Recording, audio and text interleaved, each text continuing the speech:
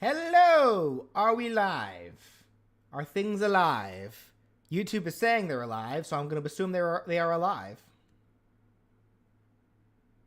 They look pretty alive to me. What do you people in the chat say? Do things look alive? Do they?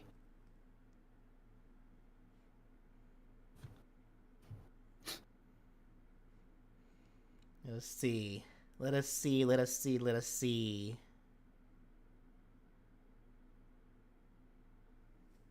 Okay, we are in fact live. I just had to get past 2 ads. Hey.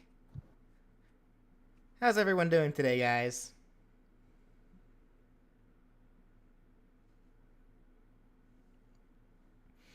Yeah, well, welcome. Crystal Stargirls, hey. Dios Clip. Linhart Von Irving. Cooper, welcome. J-Boy. Alrighty, cool. Yep. And cool, looks like it's finally showing up on my stream thing too. There we go. Alright. So yeah, as per usual, we have done 10 characters, so it is time for us to go over the mistakes and issues of said 10 characters in the What If They Were in Smash moveset series. Before we do get started, though, we're gonna spend a little bit. We're gonna just take a little bit of time to wait for folks to show up. This is also a good time for us to make sure that everything sounds good. In terms of audio balancing, do I sound okay? Does my buddy Brian, who's here with me, does he sound okay? Do I? Yeah. Because I don't know. This time around, I'm not going to be playing any music, so things are going to be a little quiet. But the reason I'm doing that is because whenever I get around to stripping these down into stream highlights, I would like to be able to supply my own music, as opposed to just having it where it's just a bunch of cut around music from the stream that actually played. Mike's muted? I don't believe you. Do I plan to stream Multiverses when the open beta launches? Absolutely. Guys, literally, as soon as I get my hands on that, I'm streaming it. Like, literally, like, as soon as I get it downloaded and everything sorted up, I'm starting a stream on that one. I want to look at the characters. And he will play as nothing but Garnet. Garnet. Oh, I want to play as Bugs Bunny, too. And, like, if they add other characters, like, dude, if they add Raven, or, like, Cyborg, like, dude, it's over. If they add Cyborg, he better say booyah. Yeah, though it has to be the good Teen Titans though. It can't be Go. Like it can even be like Young Justice. But I don't want to play as Go characters. No, thank you.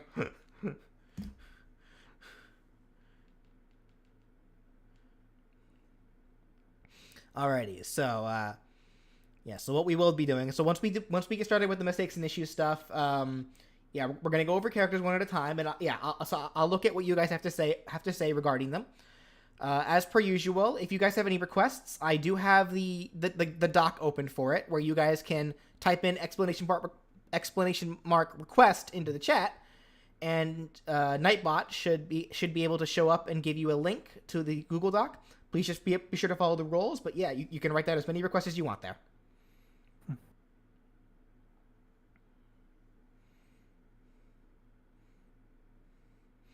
Would I consider making movesets for multiverses? Probably not.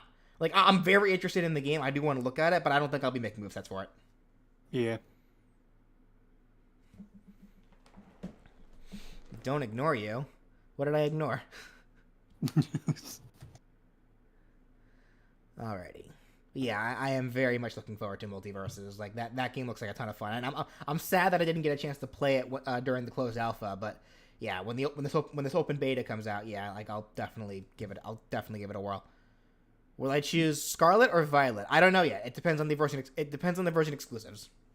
I mean, I get both eventually, but like, usually the first one that I pick up, I want it to be the one that like because usually how I handle Pokemon games is that I always get the version that I want first, play through that, then later on I get the second version. And that version ends up being kind of like my holdover version, where I keep all of like my teams and such in them, and then that way I can go back to the original version that I bought, the one that I favored, and replay through that one as much as I want to. What happened to the channel memberships? They're still here. Yeah. Am I crazy? No, it should still be there. You never got rid of them. I didn't touch them, so. Which legendary do I prefer so far of Scarlet and Violet? Koraidon, I think it was what it was called, the Scarlet one. Design wise, I like that one a little more, but we'll see.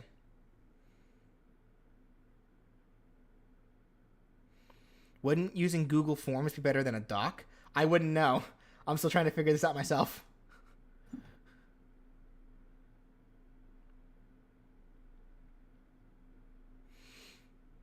Did I actually get a shiny Trapinch? And yeah, I did. That was a pure accident that I ran into that. So, alrighty. Okay, so I guess in which case, so yeah, we got a good number of people here. So why don't we go ahead and get started? So yeah. So as per usual, so we're gonna go over each character one at a time, and you guys just kind of give your feedback on each character. You know, regarding any mistake. I already went ahead and wrote down the actual mistakes that I'm at least aware of for the most part. Like, the actual editing mistakes, I went ahead and gone over those. If there's any more that I may not have noticed, you guys can feel free to bring them up to me. Beyond that, though, yeah, go ahead and give me your feedback on each character. Maybe something feel free to share what you would have done differently. If you have any questions regarding the actual movesets themselves, I'll be more than happy to answer them. My apologies. But yeah, so let's go ahead and get started with Conquer. So, thoughts on Conquer?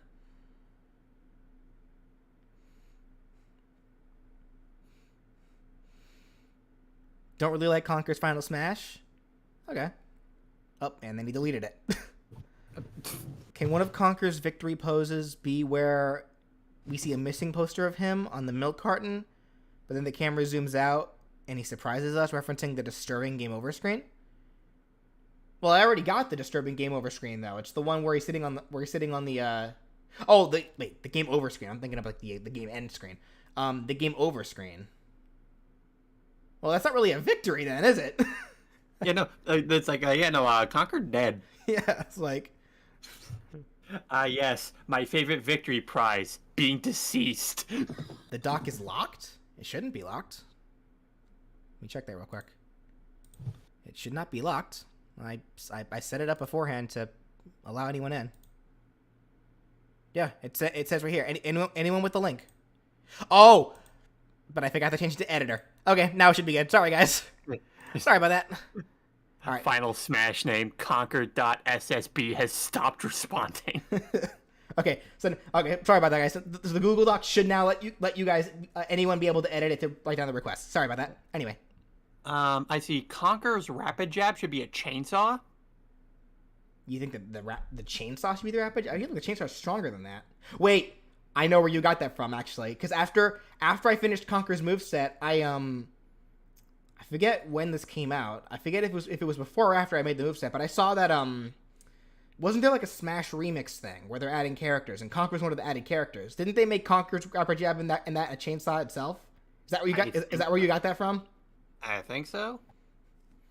Because I do tend to, after I make movesets for characters, like I do tend to get curious and look at other people's movesets as well afterward. Then, because that's my promise usually. Like my big thing is that I don't like looking at other people's movesets of characters before I make the actual moveset in video. But once the video's out, then I'm happy to look at anyone's moveset of the character after that. In fact, speaking of which, I still need to go back and look at the PlayStation All-Star movesets for the 3 PlayStation characters, but we'll go over that later, I guess. Does he have a crowbar? Did I give him a crowbar? Let me double check that. When did he... Well, he uses a lot of stuff. I don't think he ever used a crowbar, though, in the game. Not that I recall. Yeah, no, I don't think I gave him one. Okay, and Smashy Boy says, I think one of Conquer's victory screens should have been the series icon gets in his way, and then he tears it apart with a chainsaw like he does to the N64 logo in his game. That's kind of funny. Actually, I like that. Oh, wait. I guess maybe to add to that, because what if, because you know how, the black screen shows up, and it has to, cut itself open? What if, for Conquer's, his kind of doesn't cut open, like his is, stuck, so he has to cut it open himself? Yeah. That would have been funny. I like that. That's a funny idea. Yeah, that was by Smashy Boy. Smashy Boy? Is that all it said? Yep. Is it literally just spelled that way? Let me look back and look. It is spelled that way. Smashy BOI. BOI. Okay. Boy.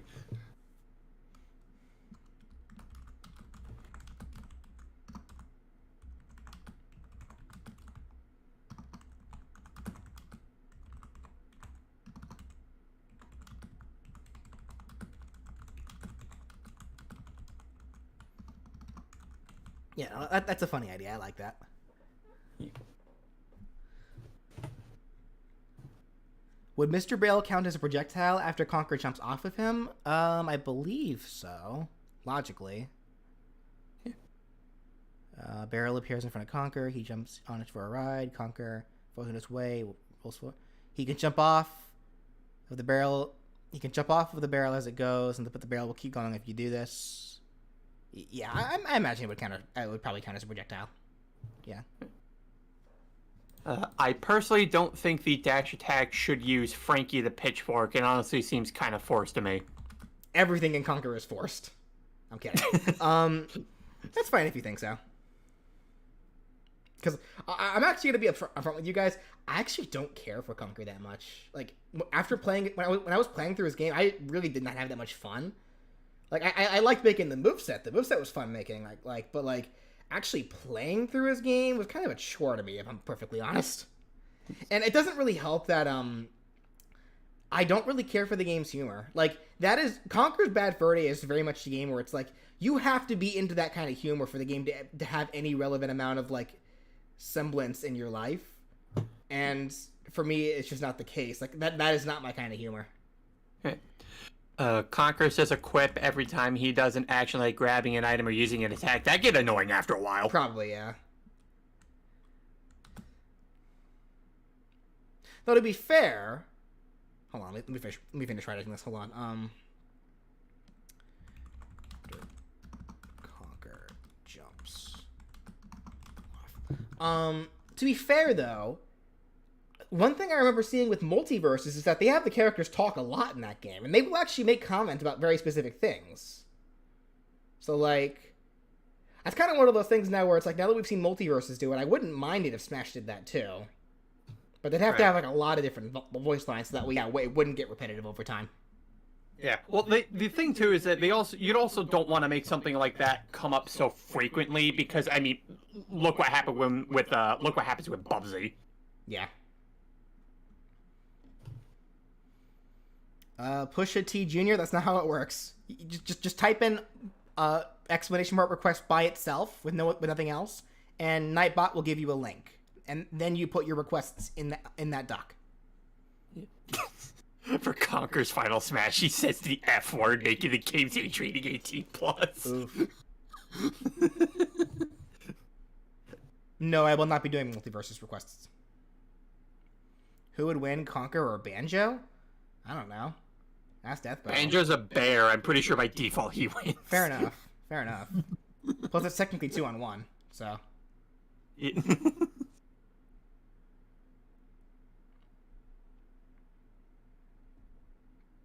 Do we think Multiverses will last long? We saw what happened to. Yeah, I think. Okay, we're getting way off track here, but I guess quickly answer this. I do think Multiverses will last for a while because they are trying to make it its own thing for the most part. Not to mention, it's free. Like, that's a big thing. It's free to play, and they're gonna keep adding characters. Like, they are treating Multiverses like a MOBA. So, like, even though it's not a MOBA technically. Actually, no, it kind of is. Thinking about it, because they are emphasizing the team battle thing a lot. But even then, they're treating it as such. So I imagine the longevity of that game is gonna last for a while. A friend of mine had an idea where one of the specials, either neutral or down, was just context sensitive, where it changes depending on various things. How about that? That would kind of depend, really, because, like, you know, what exactly are we making as the context sensitive? Like, what exactly causes it to change? Yeah, like, because all you're doing at that point is, like, all you can really do at that point is turn it into a hero situation, but then that's not really context anymore. That's you choosing. Yeah.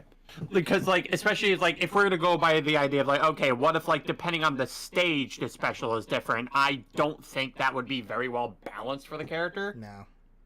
Because basically what you're essentially doing is that you're pretty much tailoring a certain special, attaching it to certain stages, and depending on, like, what ones are actually effective or not, would ultimately either give Conquer like something extremely broken or just completely useless. Yeah. And on top of that, the entire moveset already is revolved around the context sensitivity, but not necessarily in a way that like you'd think. Because in reality, if you really want to think about it, every character in Smash is based around context sensitivity, because you need to be using their kit when you feel it's best needed for it. So when it's ready for the context of when you need it. And in terms of Conquer specifically, the thing about giving him a special that allows him to have a wide variety of tools, the reality of it actually is he doesn't actually have a whole lot. That's kind of the deal here. Like, even in Conker's Bad Fur Day, yeah, he had the context-sensitive thing, but a lot of what he pulled out for it was, like, a lot of the repeating things, or, yeah, things that are very specific to the situation that he was going for. Like, there's literally one where he needed to drink, like, some seltzer because he could, like, to get over his hangover. So, like, you're not doing that. Like, yeah, like, I don't think it worked that well.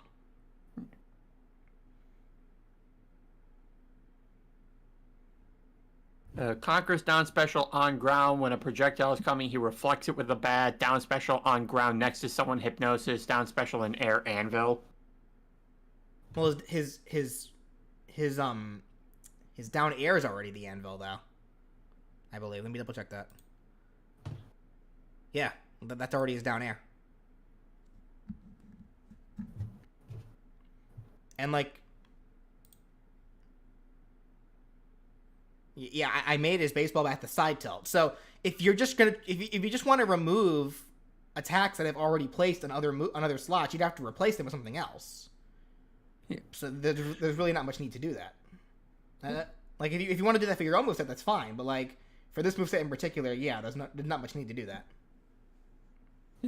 I think Conker's helicopter jump should work like Peach and Daisy's float. It doesn't really do that, though. Yeah, like it's just like your typical glide move. Yeah. And I turned it into kind of a floaty double jump, because that's kind of what it is, honestly. Yeah.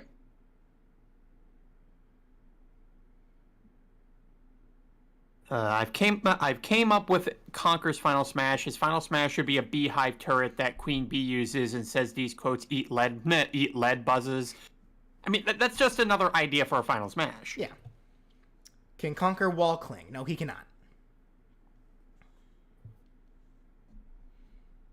Would Conker's dodges look like Matrix dodges? That'd be fun. Yeah, you know what? I like that. Hold on. Yeah. I feel like I probably thought of that, because, like, there are lots of things that I think of but don't really include in the moveset, because I normally don't include stuff like this anyway. But yeah, wait, no, that's not who said it. It was I got the wrong thing here. It was Paperuzi Productions trademark. Paperuzi Productions. Yeah. Thank you, Google. He Matrix dodges for his dodge. It's actually 2 O's. Two O's? Wait. Yeah, 2 O's for Paperuzi. I put 2 O's. Oh, because your icon was making your cursor on it was making it look like a bee. Yeah.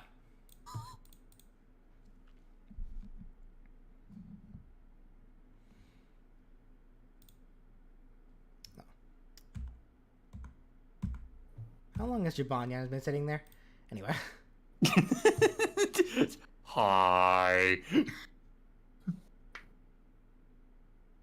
Jibanyan got tired of looking at Conker. Conker's defeat screen is milk? Like, I kind of already made that his victory screen, though.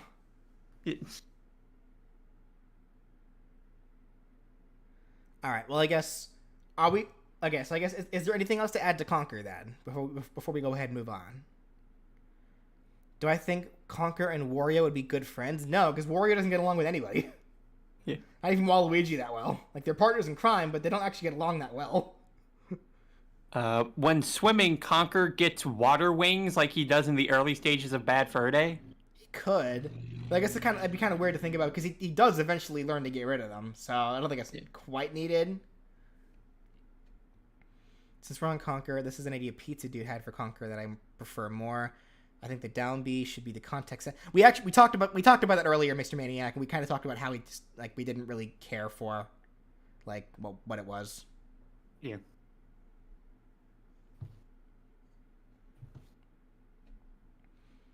Conquer and Banjo be friends? No, actually no, because I think there's literally a commercial where I think Conquer threatened Banjo. Thank you, Endergino. A light bulb appears when he's near an item. Oh, you know what? That's actually a funny idea. I kind of like that, actually. I believe I did make the context-sensitive thing his taunt, but it could also be for that. That's a funny idea. Yeah.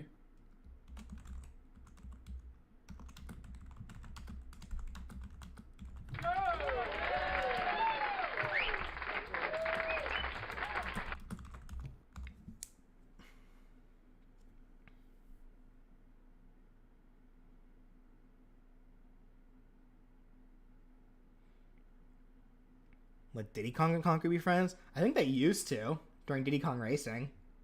I don't know what the situation is now. Conquer said a slur and Diddy was done with it. Conquer should drink for one of his taunts? No. Rated E10.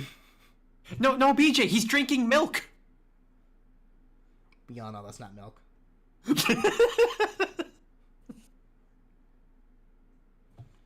Conquer have unique dialogue? He could.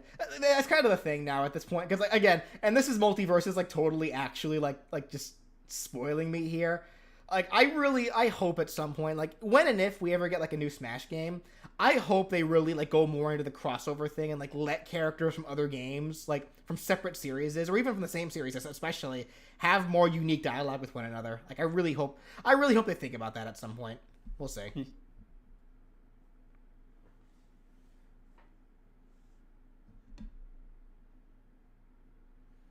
Hi, Angel Droid.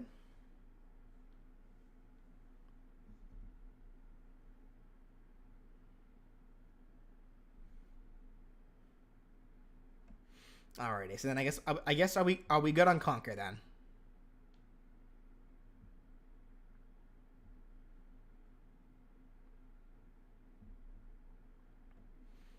You have a character request? Then type in exclamation point request in the chat.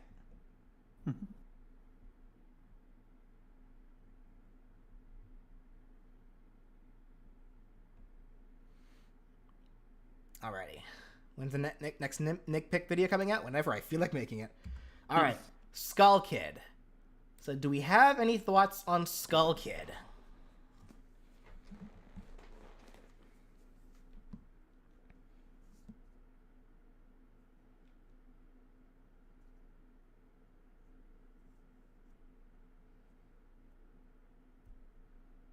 Well, no, guys. You don't put... exclamation point request and then your request. Just type in exclamation point by itself and then click on the link that Nightbot gives. Then you type your request there. If you just type your request into the chat, it's gonna get lost. I promise. Yeah. Skull Kid's Final Smashes the Moon, right? Yeah, I believe I had 2 ideas for that, but I preferred the cinematic one that I thought of. He's perfect. He has no issues. I somehow doubt that. He should be floatier than Jigglypuff. I don't think he needs to be. His neutral and down specials are essentially the same thing. Clouds of constant damage that give status effects. I know some people brought that up beforehand. It's not quite the same because the down special with the fish, that's closer to what Piranha Plant does, where it leaves he leaves a giant cloud in that spot, and it completely obstructs vision. Whereas the the neutral special, that's not a cloud. That's just a ton of tiny projectiles that he spits forward. Like, yeah, they're all about they both rack up damage very fast, but that's also kind of a scary thing about them, because imagine it, you place a cloud and then spit moths into it. Yeah.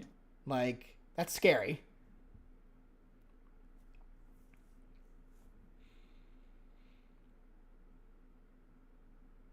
How light on his feet is this guy? Pretty light. I'd say pretty nimble. I don't want to say fast, but he's pretty nimble.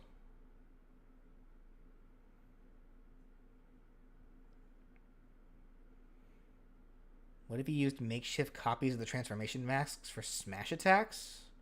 Side smash Deku or Zora? I don't know about that myself. Friend said he's broken. Why is he broken?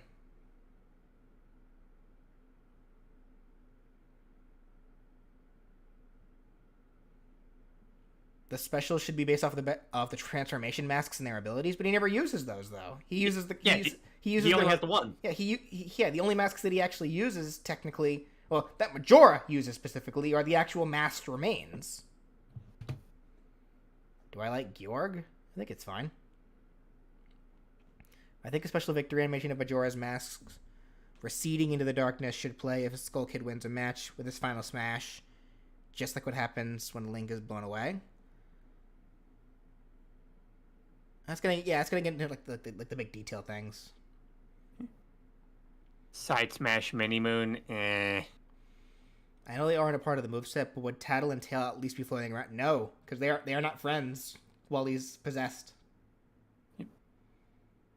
Because honestly, I know that they were like a part of his moveset, like with Hyrule Warriors, but I think it's implying that's like Skull Kid before he meets young Link. So like, but this is a version of Skull Kid after that, and they're not on good terms while he has that mask. Would he levitate like Mewtwo? Yeah, he would be floaty. Yeah, I think I say that in the video. If I don't, I'm sorry.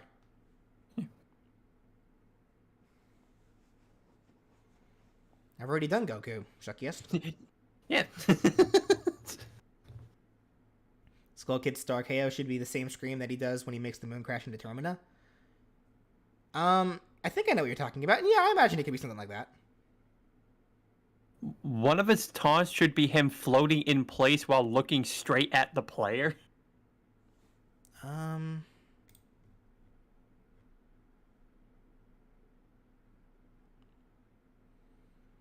think I make that one of his victory animations.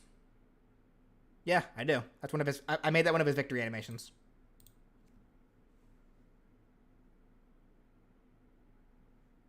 If Skull Kid loses to Young Link specifically when he applauds, his back is facing the screen with Majora off of his face.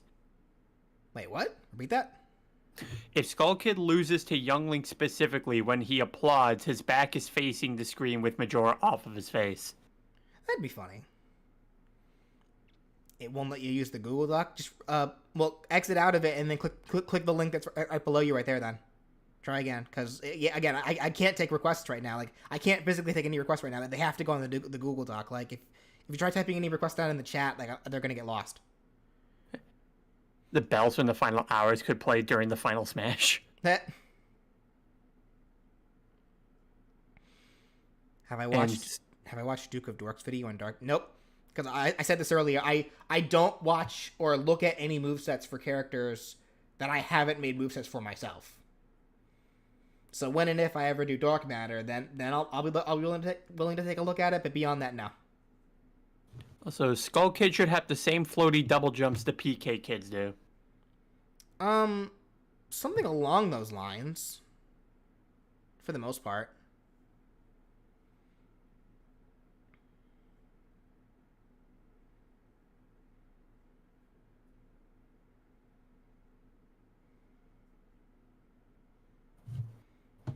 Should Skull Kid's neutral special be his assist trophy move where... Well, that's... Okay, that kind of gets into a problem here. If you want to change the specials, you have to change all of them. Either that or, like...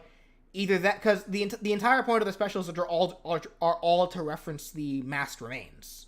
So if you change one, you have to change the rest of them. Either that or, like, if you want to change it, you'd have to keep it relevant to the mask. Otherwise, you have to change all of them.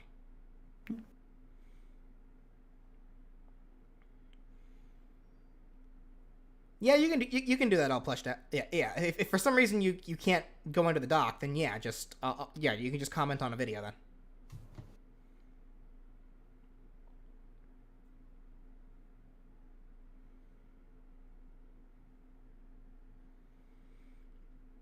One day you'll run out of ideas and end up making a video on Shrek.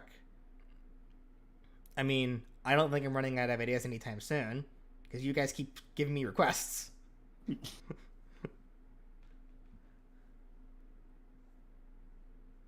Yeah, like we have a Google Doc to prove that. How old am I? 29, I believe. I keep forgetting, honestly. I think I'm 29.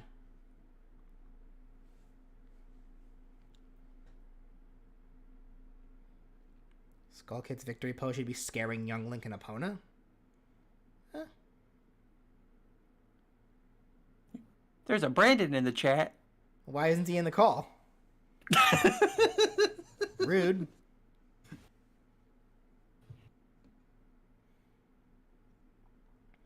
You find the side and up specials somewhat repetitive? Oh, that, like, one has them go horizontal and the other one has them go up? I mean, they have different properties. They'd be like, that's kind of like saying that Fox's side and up specials are repetitive. It's kind of just the same deal. You just got here. Why aren't you here with us?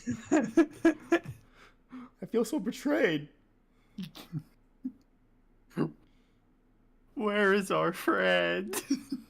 All right, so I guess are we good on Skull Kid then? Anyone gonna come? Oh, I brought this up at the beginning of the stream productions. I'm not gonna play music this time around because I plan to eventually turn this into a highlight video, and I'll put my own music over it then, so that way the music isn't just cutting around. Brandon. Well, if you're gonna ask nicely about it. Yes, so nice. Hello, everyone. How are you doing, Brandon? I'm good. How are we all today? This Friday afternoon?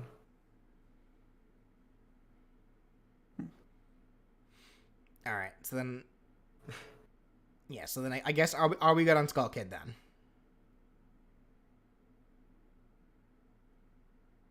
No one can answer my question? We're doing just fine. I'm kind of dog sitting.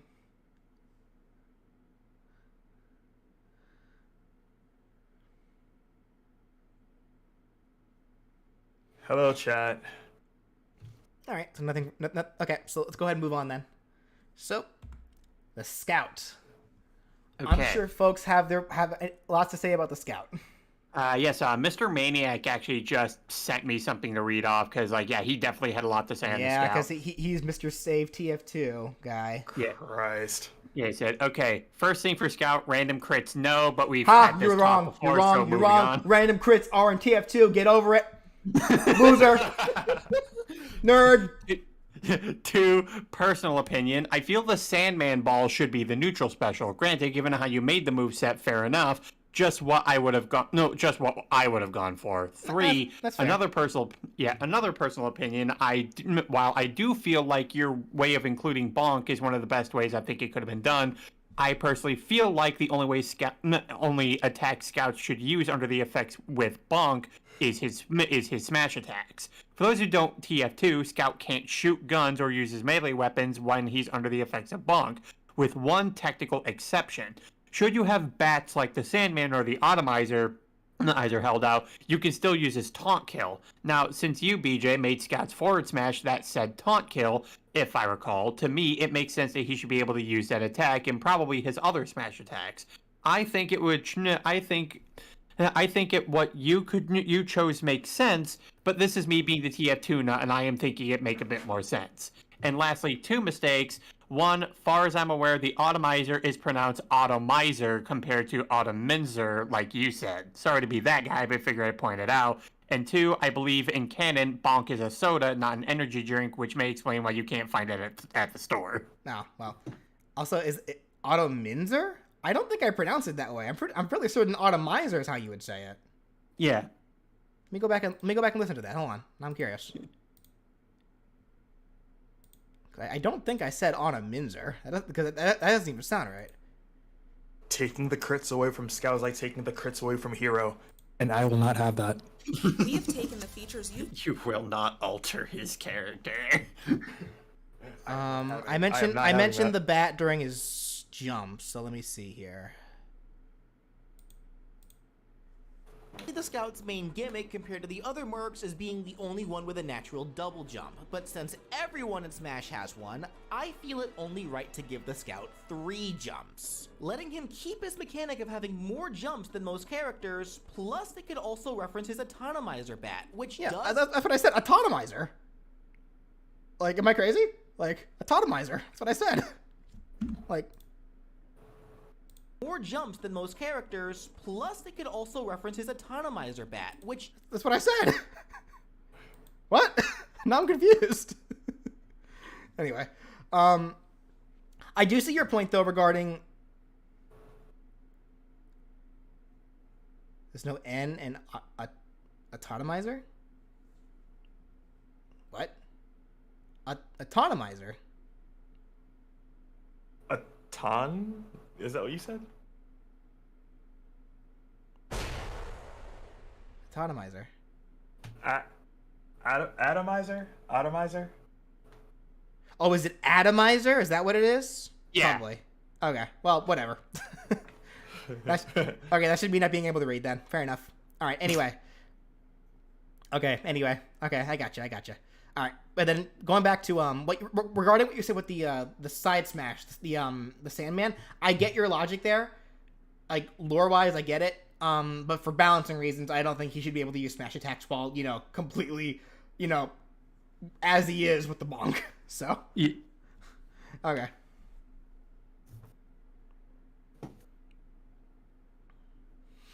All right. Anyway, more for Scout. For Scout's victory animations, there can be a small chance you can see Spy hiding in the background clapping at him. Nah, that's a little... I don't know. Spy is not supportive. Spy's a jerk. No. That's true. Like, listen, you are better than me. There, I said it. Now, could you please help me? I'll do it on one condition. Also, Say that again. Also, thank you, the other one left out for joining the squad. Thank you. What if Scout had some character-specific insults for taunts, such as Dr. Mario, him saying diagnosis? Well, he wouldn't say you suck. That's a little... Like, even though that's not really that bad, like, that's probably still a little too much for Smash, I feel. Probably. Yeah. And yet, Joker and Bayonetta are in the game. Yeah, but none of them actually say anything that's, like, that bad. I know they don't say anything, but I'm just saying given their characters. Yeah, just in the context of Smash, they don't really say anything vulgar.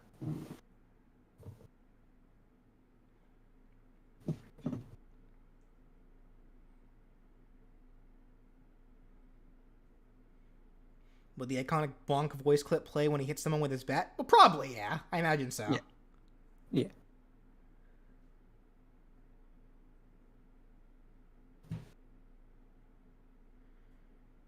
For the Scouts or any of the TF2 characters, team battle... Wait. For the Scout or any TF2 character in a team battle of only TF2 character, the victory animation could be the end of the meet the end vids. That'd be funny if it was like a team battle thing. Yeah, that'd be funny.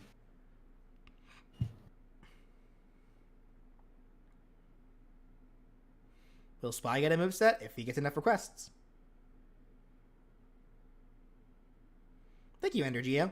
Give Scout a soda popper meter that fills when he lands hits, but drains when he's hit. Once it's filled, he runs faster, has extra jumps, true hit and run. I don't think that's necessarily needed for this moveset in particular. Soda popper. I don't recall what that weapon is. I'm sure there's a lot of weapons, obviously, that I'm not really familiar with TF2. I do research all of them when I'm making these TF2 movesets, but I only actually stick to or bother remembering the ones that I actually choose to use. And I do have a tendency to want to use what a character's default stuff is. Yeah. On top of that, giving the soda popper meter to the force of nature doesn't work, considering those are two completely different weapons. Wait, what? See, I didn't understand what you said there because I missed the context. Because the default weapon that you gave him, like the gun that you gave him, is the force of nature, right? Yeah. Because the soda popper is a completely different weapon, the force of nature wouldn't have that meter. Soda popper is a force of nature with a can of critical. Oh. Okay. Well. Okay. Also, Maniac sent to me, oh, one more mistake, sorry, nearly forgot. Scout's dad isn't some mysterious Frenchman, it's Tom Jones, everyone knows this. God has lied in the Bible before, guys.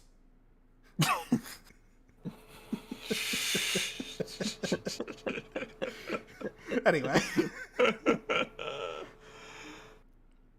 Look it up, it'll replace his scattergun. Well, no. I don't want to replace the scattergun. That's his default weapon. What if each alt or hat the scout's bat is a different bat? It would only be cosmetic? Assuming there's enough bats for that.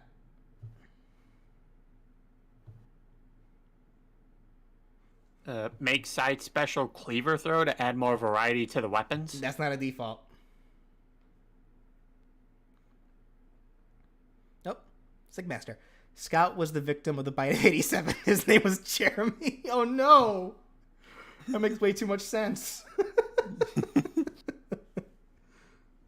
Scout could have a taunt that has him straight up just smack talk his opponent like the domination lines in TF2. They could even be character specific just like in TF2. Is that how taunts work in TF2? Like, will characters... No, I didn't think so. Because I think each taunt has the character say, like, a specific, like, pool of lines. Yeah. Like you only get the domination quotes after you kill the same player 4 times. Yeah. You know, I never thought to see if TF2 would work on my Steam Deck. I should test that later. It probably does. What are the qualifications for an Echo? The character has to have pretty much a near identical body type to the character, to the character in question, and the abilities that they have to realistically be similar to the character as well. Also from the same series, obviously. Well, I mean, I guess, but it's whatever. I mean, that's how it's been for every other character. Captain Any Falcon other character that's been an Echo Fighter has been Cap- relegated to the same series as its... Captain Falcon and Ganondorf, though. They're not Echoes. They may as well have been in Smash Melee. We're not talking Melee. Throw the Mimikyu. Guessed Mimikyu.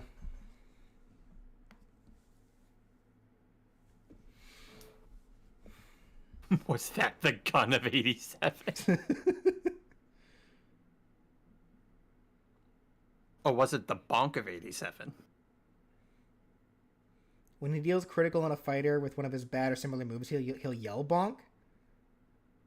He has a lot of bat moves, so he'd probably be yelling that often. Well, maybe not that often, because I did make the crit. I did make the crit chance, kind of minuscule, but even then. Is Spy Scout's Echo? No. Scott actually met God, and yeah. I remember that. Yeah. I'm so glad I can pick out when chat's just messing around and trying to joke. Because there's no way y'all are being serious about that. Did you make Scout? Right? Did you make Scout able to walk? Oh, wall jump? I believe I did. Let me double check. Yep. Yeah, I did. Thank you, Susie. Add the Mad Milk and Credit Cola to the down B. Credit Cola damage damage doubles chance for crit for 5 seconds. Mad Milk is thrown, causes small damage. What's funny? I thought about that. If only because I did a similar thing for Heavy. Regarding his down special with like the various types of things that he eats. But ultimately, I think I chose. I think I went ahead and went against it, if only because I made the Criticola Scout's final a part of Scout's final smash. And then I kind of opted against the Mad Milk because I didn't want jokes being made. Yes. I see. It's like, again, it's like back to Conquer. Are we sure it's actually milk? Like, Sir.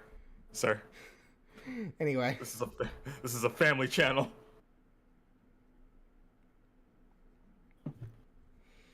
A special taunt for when he's... Also, I should. Sorry. Sorry. A Yeah, special... I was reading like, should one of Scout's ults be the scrapped female version from concept art? Well, nah, because that never became anything. So, like, I don't mind referencing concepts and like colors and such, but actually turning them into like costumes, probably not.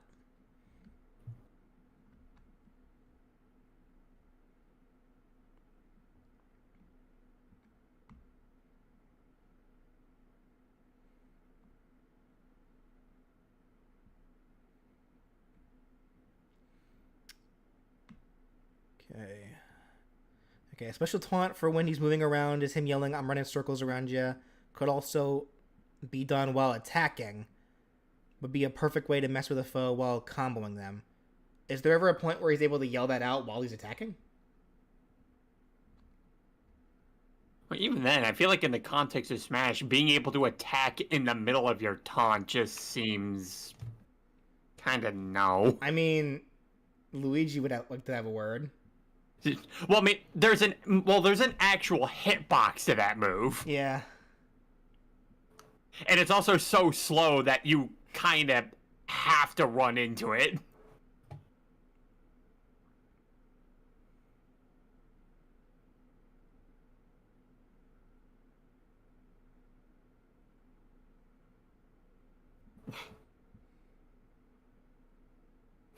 Yes, Danganronpa is a series that will make you cry. A lot. BJ can confirm this. And he still hates you guys. Been watching the Nitpick series. Is that ever coming? Yeah, it will. Like, whenever I get around to it.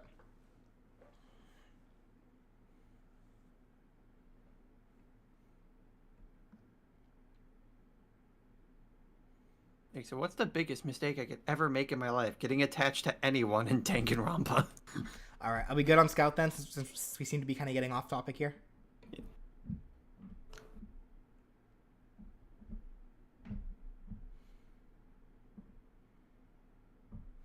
Do I accept movesets for fan game characters? No, I do not.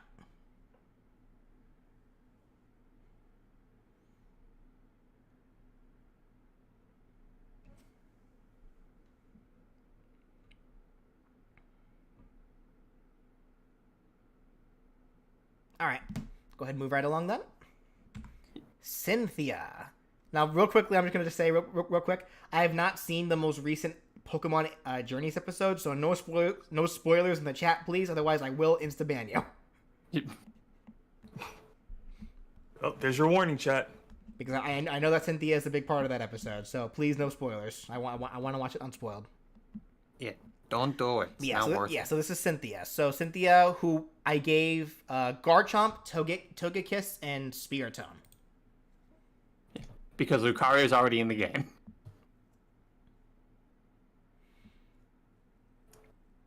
Your victory theme should be your battle theme. I could see that. Honestly, I wouldn't mind the idea of like each character having like specific victory themes. Brandon. What? Oh, nothing. Anyway, Cynthia's moveset made me feel extremely happy. Not a nitpick in the slightest. Simply one of the. Oh, well, thank you very much. I appreciate that. You mentioned victory themes. Please continue. So I certainly hope that there's some criticism to be had for the moveset. Am I being ignored?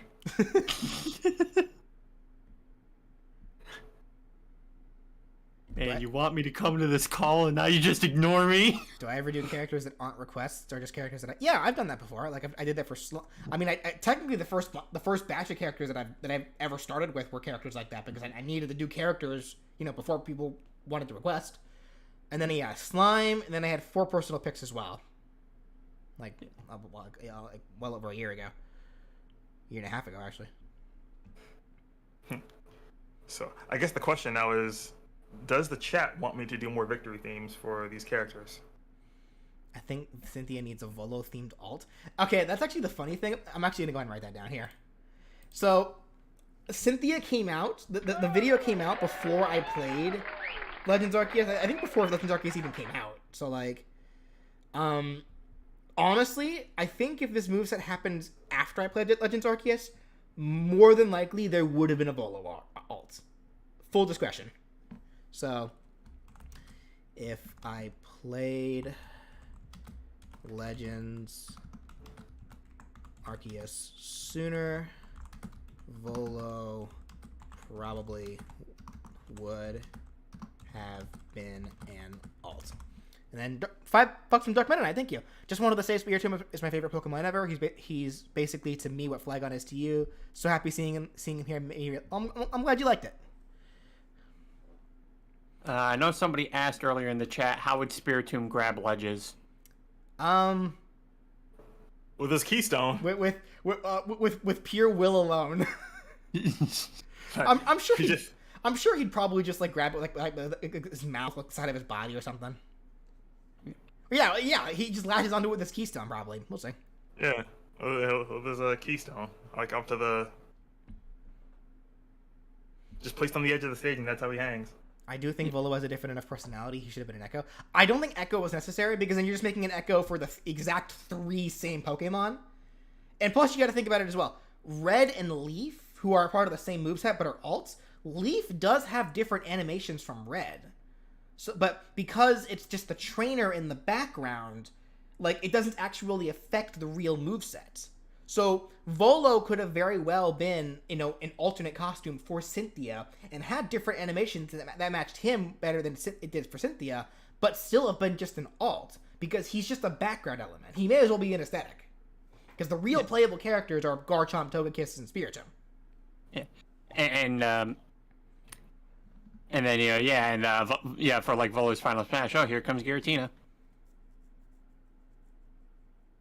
Well, no, because I made the Final Smash, the Garchomp, the Mega Garchomp, which I guess Volo never did use, but I guess that's kind of just like a very, like, hand-wavy thing, like, who cares? Yeah, like, well, because they did that with Cloud. Depending on the alt that you use, his Final Smash changes.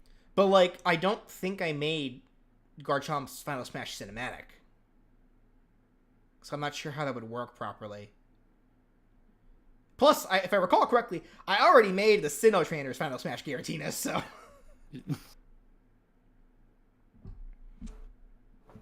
Oh, well, happy birthday to your friend Solo Orca. Tell him I said happy birthday.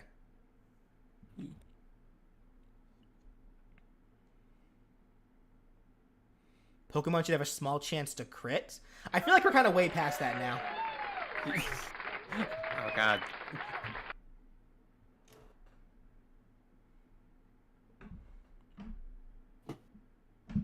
Okay, I feel like I'm missing a ton of stuff. I think giving her a Pokemon like Roserade would have worked pretty well. Okay, actually, funny enough, my original plan for Cynthia was actually going to be... So the team setup that I had for Cynthia actually did change a bit here and there. Because I believe, if I'm remembering correctly, my original idea was going to be Garchomp, Spiritomb, and Roserade. Not Togekiss. But then I kind of thought about it a little more. Looked at a lot more of her teams. And it felt like she used Togekiss a little bit more prominently. And then when I thought about it even more, I feel like for what I was going for already, I feel like Togekiss meshed a little bit better than Roserade. Plus, on top of that, something else to think about as well. There are a lot of prominent trainers who use Roserade. Not a lot of characters that use Togekiss. So that was something that kind of just cemented it for me. Yeah. Plus, isn't there like an event where Cynthia gives you a Togepi? Yeah.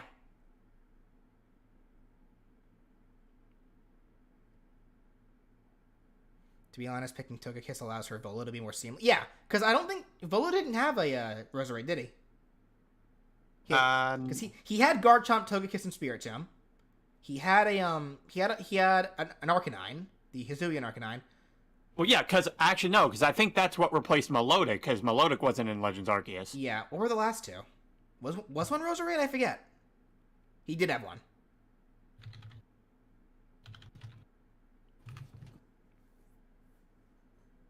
Oh, then he would have had Lucario too, wouldn't he? Yeah. Okay. I need to get back to post game stuff on Legends Arceus. Okay, yeah, he had Spiritomb, Roserade, Togekiss, Arcanine, Lucario, and Garchomp. Okay, so yeah.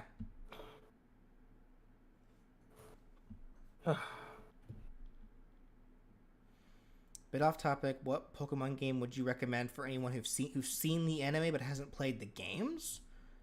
Probably just whatever the most recent mainline Pokemon game that's out at the time, because they're all pretty easy to get into. If you want a Pokemon game with the most amount of flexibility and content, I'd say Sun and Moon, or Ultra Sun, Ultra Moon. But if you want a pretty good, solid Pokemon game that has a lot of fun mechanics and stuff, I'd say Sword and Shield. Garchomp's ability has Sand Veil. Considering there's no sand users in Smash, I think it will be based on Sephiroth's Wings or Kazuya's Rage Drive, but for speed/evasion. I don't see too much reason to give Pokemon that are attached to trainers like their own specific kinds of gimmicks, because the change is already the gimmick. And that's not to say that I haven't given characters multiple gimmicks before. And heck, there are characters in Smash that do have multiple gimmicks. Every character has a gimmick, whether you think so or not. But I think for trainers specifically, it's a little harder to justify because there's already 3 of them. So I kind of don't like how Spiritomb's curse activates with a needle, but I can't come up with a better option. That kind of just was like the thing that I feel like flowed the best for me. And honestly, what's interesting about Cynthia's moveset too, when I was building that moveset, I kind of already had a bit of like the Unites like movesets mentality in mind, and that allowed me to kind of think a little bit more outside of the box with how Pokemon use their attacks. Since in Unite, every Pokemon in Unite, even the ones that use identical attacks, use them in unique ways that are specific to the Pokemon. So I kind of had that mindset when thinking about this, and I was thinking, okay, I want them to use these moves, but how would these Pokemon specifically use them? And I felt like Spiritomb, who has this spiritual, malleable body, turning himself into a needle, I thought made perfect sense for him. Like referencing the needle of curse, and so that's what he was using. But he himself activated the curse that way.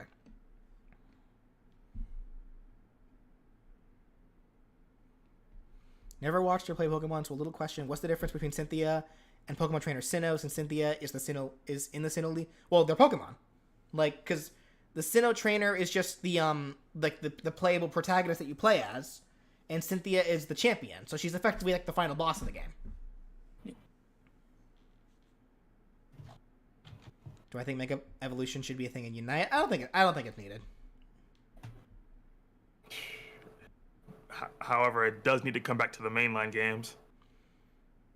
Some of Cynthia's moves could work better from behind as reference to her ambush in Gen 5, and also her ancestor teaching players how to throw balls at the backs of Pokemon like Robin's down special. Oh, so you think that Cynthia's Pokemon should be able to deal more damage from behind? I feel like that's kind of stretching. I get the idea. I feel like it's kind of stretching it a little bit though. Especially since Cynthia really isn't like Volo, ignoring Volo, Cynthia really isn't, a malicious person. Like she doesn't she's not a dirty fighter.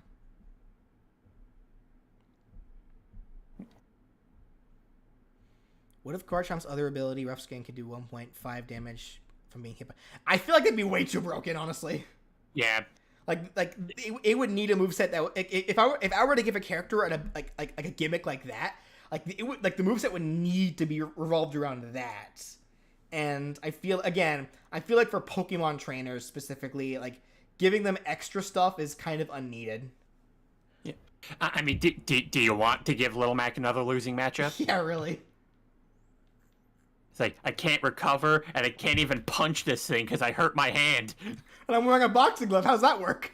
I thought these were supposed to protect my hands.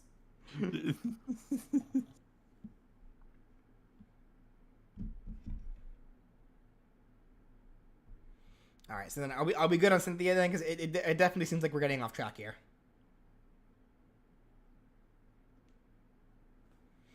Because if we're good on Cynthia, we can go ahead and move on.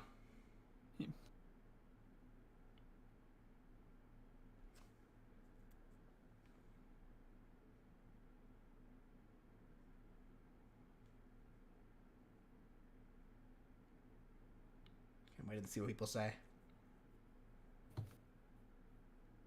I guess I can assume we're good to go then? Does the SCP characters count as video game characters? Well, that depends. Do they have video games? Alright, yeah, let's go ahead and move on then. Alright, the pea shooter. So yeah, so there was one mistake in the actual video that I forgot to mention regarding his neutral special. Because the neutral special where he plants himself into the ground and turns himself into a Gatling, into the Gatling pea. Obviously, that can't be used in the air. You can't exactly plant yourself in the ground if you're not on the ground. So, something I just forgot to mention in the video. But anyway, regarding pea shooter itself, what are you guys' thoughts? Green Shadow. I know a bunch of people brought up Green Shadow. I think I went against Green Shadow initially because I think I thought about it but decided against it because she wore the hood, which would have covered up the thing, like the parts that needed to be exposed to show what form of pea you're shooting. Like, I didn't want anything to cover up pea shooter's head. Do I think pea shooter should have a tether? Like, what, with vines? No, I don't think so.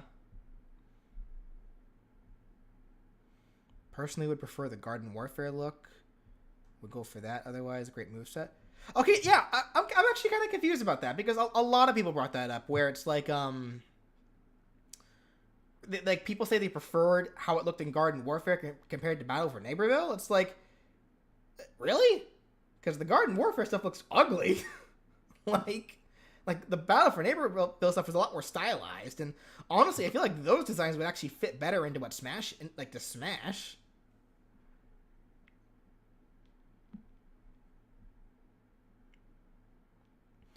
What if neutral special was used?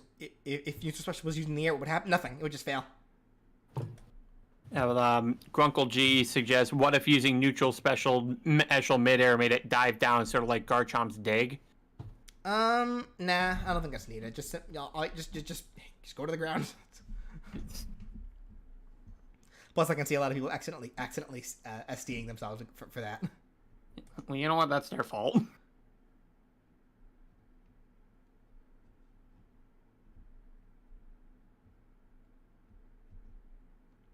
I think Pea Shooter should be in Smash because it's kind of like a character that everyone loves, but isn't really a big character in Plants vs. Zombies. And it's kind of like the Pikachu. It's kind of like Pikachu being in Smash. Are you kidding? Pikachu was like big. Like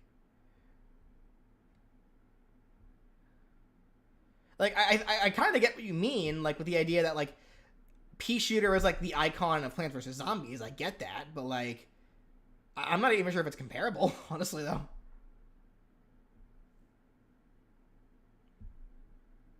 Are there any Plants vs. Zombies games that came out after that video? No clue. Its neutral air could be it using the bean jump move. Wait, the neutral air? Using the bean jump? What? We need to explain that one a little more.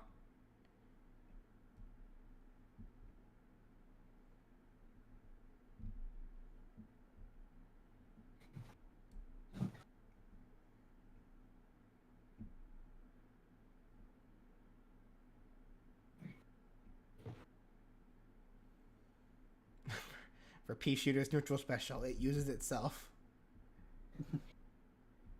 You can jump off the bean midair in Garden Warfare 2. I mean, can I do any more mobile characters if any gets enough requests? There's a skin in Battle for Neighborville called Future Skin Crop Skin. And it has light on its head, which could possibly let it have an alternate skin, with the light changing color based on its ammo. See, that's kind of hard because of the Primal Pea Shooter, because the Primal Pea Shooter doesn't really change its color. It changes it makes it furry. So like, there's not really a color associated with it. It really is like its appearance.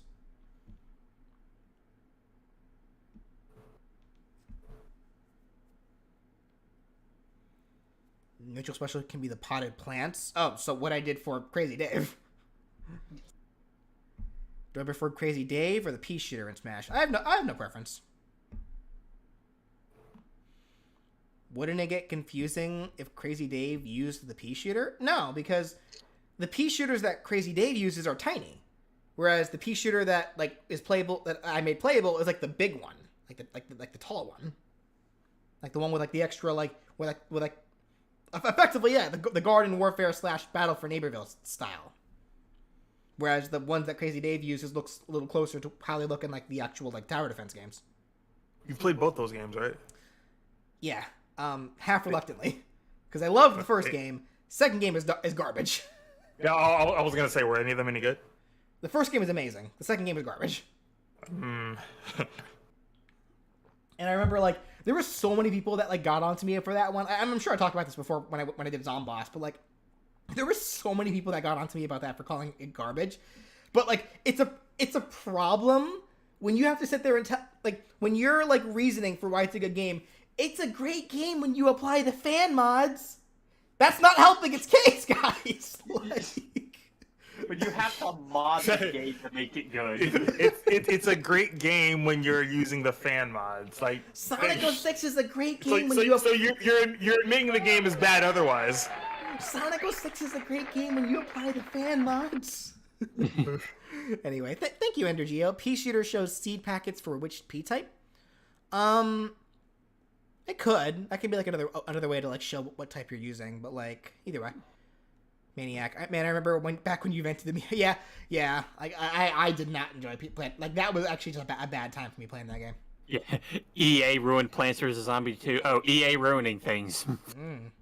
What a shock. This is news. It's...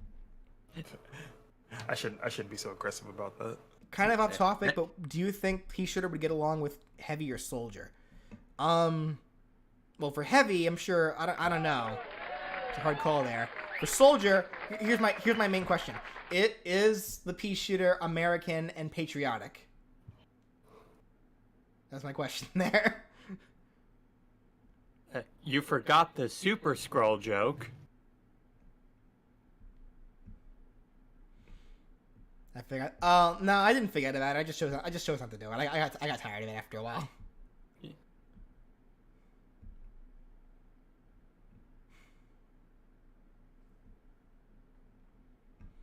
Would you be able to use pea soup to edgeguard?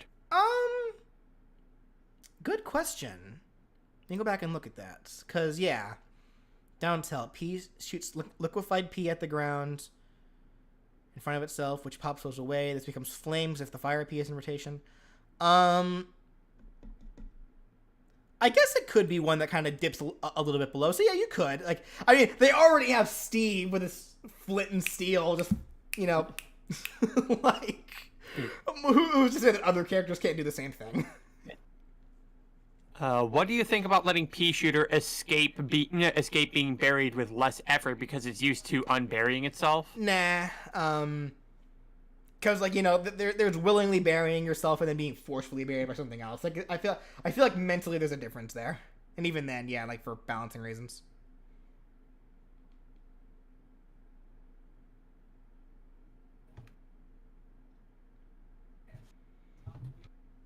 Different P type should be applied to the final smash.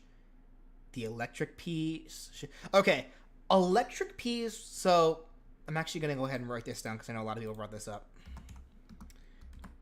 Electric P type is unneeded. And I say this because you have to think about like what would it actually contribute to along with the types that I gave it, because there's the normal type, the ice, the fire, and the stone. And actually, originally, there was a fifth that I had with it. I was originally planning on giving it a poison type one, but I chose to scrap that because in reality, the 4 P types that I gave it cover everything. And I know some people brought up the idea of where it's like, oh well, the electric pea can be one of those things where it's like it can hit multiple people, like it can hit one and like static can hit the rest of them. That is way too situational, and that would only work in free for alls. Like you got to look at every single aspect here. So like in 1-on-1s, that would be a useless type. Now, granted, there are some abilities in Smash, like some specials or attacks that are useless against certain characters. Like obviously, like having an attack that can reflect is useless against a character that has no projectiles. But usually those attacks with reflecting properties always has something else to add to them. Like Fox's down special, people would just think, oh, that's useless against characters like Captain Falcon. It's not, because it's a shine.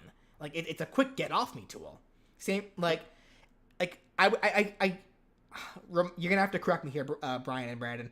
I believe every character with a reflect in the game, that attack usually has some other property that makes it useless, that makes it useful outside of reflecting, right? Yeah, like it's something like there oftentimes it does have a hitbox that can like hit stun an opponent. Yeah.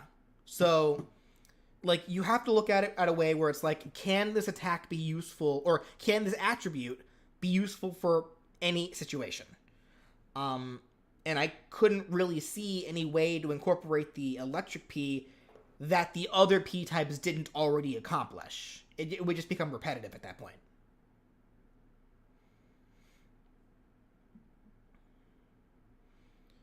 You know the pea shooter that shoots 4 peas at one time in the tower defense game? I think that should be one of his moves where he locks on in place and shoots a bunch of peas and then unlocks suddenly. Wait, you mean the neutral special? The Gatling pea? The thing that I made his neutral special? Like, I'm not crazy, right? Excuse me. Yeah, the Gatling pea. That's what I made his neutral special.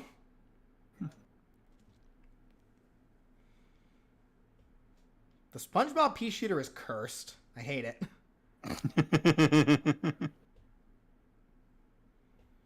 The electric pea can hit multiple times. What's the need for that, though? Like, okay, so it hits multiple times. That translates to more damage. That's already the point of the fire pea. Like, the big damage dealer. At least I believe I made the fire pea that. Let me double check.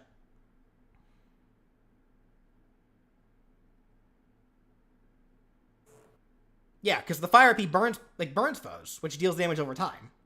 That's the same thing.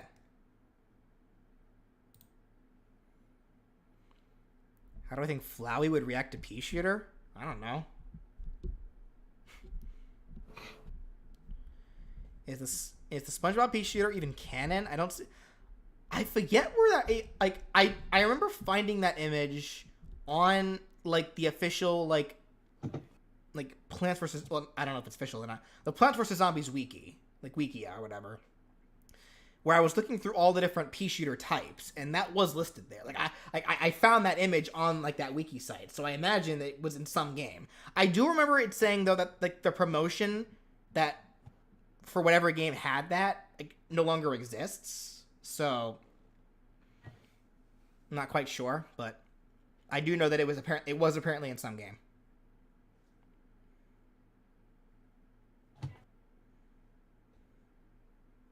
Electric Pea can bounce like Mario's fire? That's not how they even work in the game. So that's just forcing a new concept to it just for the sake of trying to have it. And again, if you have to force something in just for the sake of having it, it's better off not being there. What was the moveset you had the most fun researching? Generally, like, when so researching for me is effectively just playing through their games. So I guess the real question is, whose characters' games did I have the most fun playing while making there's a good number. Like, obviously characters whose games that I played prior that I really liked. I have to actually go back and look at the characters to kind of get a solid idea of that, but regardless, there are plenty that I have plenty of fun playing, playing through, while there are also plenty of others that I don't enjoy as much. Does any of that include Danganronpa? Well, I enjoyed Danganronpa. Like, it made me feel things, but I still enjoyed it. So, pea shooter should turn in the green shadow for the final smash. So, okay, What is Green Shadow effectively? Because I remember looking at it. I don't remember what it is though. So what is Green Shadow, and why is it so important that everyone seems to like this thing?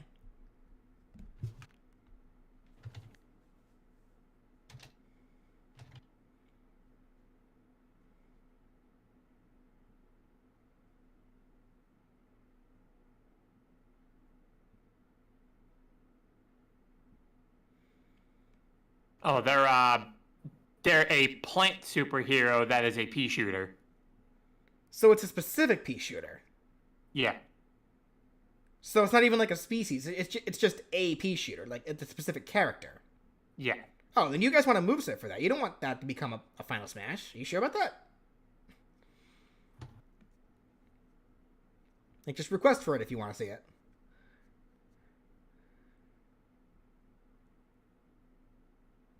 Another pea shooter in Smash?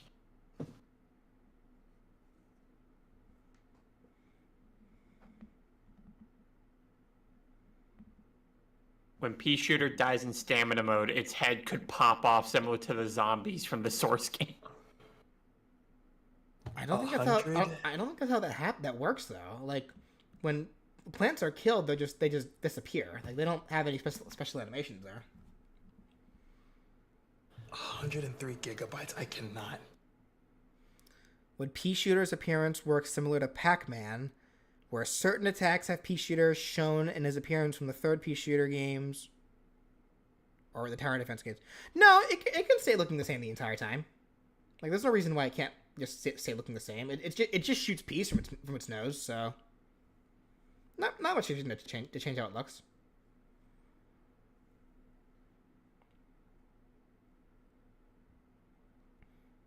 Piranha Plant is a final. Oh, so you're referring to the idea of Green Shadow appearing to aid the Pea Shooter. Gotcha. That's kind of the thing, though. Now, this might just be me because I'm not really like super into like the Plants vs Zombies media or whatever, so I don't really know what's popular and what isn't. But from the research that I didn't really get any impression that Green Shadow was something super special. So that's why I didn't really feel I need to include it.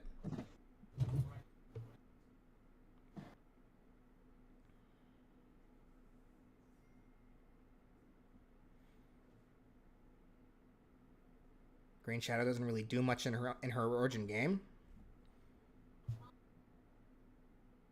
So wait, then she wouldn't even be a Final Smash. She couldn't even work as a Final Smash. Like, is she even that strong? Like, or do people only want to see her because she's popular? Like, would she even merit working as a Final Smash? Green Shadow is just popular because of a certain side of the internet, from my understanding. Ah, gotcha. Oh, because it's a girl plant. Okay, you guys need to calm down. All right. On that note, are we good to move on from Pea Shooter then? Can we move on? Because I know people have words for me with this next character.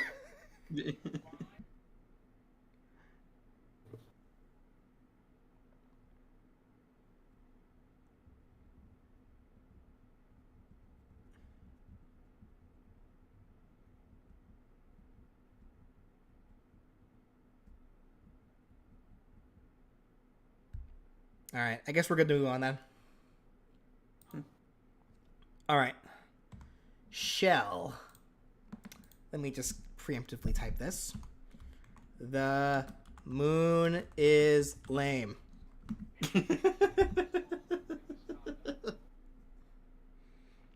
Anyway, thoughts on Shell? Yeah, because I see you already have calling the orange portals yellow. Yeah, so that was a mistake that I made in the video where, like, I don't honestly, you know what it was? Honestly, it was partial laziness on my part, because it's like for some reason I kept calling them yellow while I was recording the script. Like, I think that's just what I wrote down, and I didn't realize it until after I wrote it. And by the time I finished and by the time I realized I made the mistake, I was just like, I don't want to re-record this, so I just put it up as is. Just dealt with the slack. So that was laziness on my part. So I'm sorry for that, but yeah. So I think Shell's the side special should have a small chance to summon a defective turret that just catches on fire and explodes. I don't know. I don't like that. Like, it would be funny, but practicality, it would not be great. All right, all plushed all day. I see you posting that same comment like over and over again this past hour. You just wait until I actually go and read my comments, dude. I can't read them right now. He's streaming. Well, thank you, Autistic Phantom Otaku. Can P types be applied to the final Smash? In that case, no. I don't think I had it. I don't believe I had it changed from that. Nah. Yeah. Anyway, about Shell. Yeah, about Portal Lady.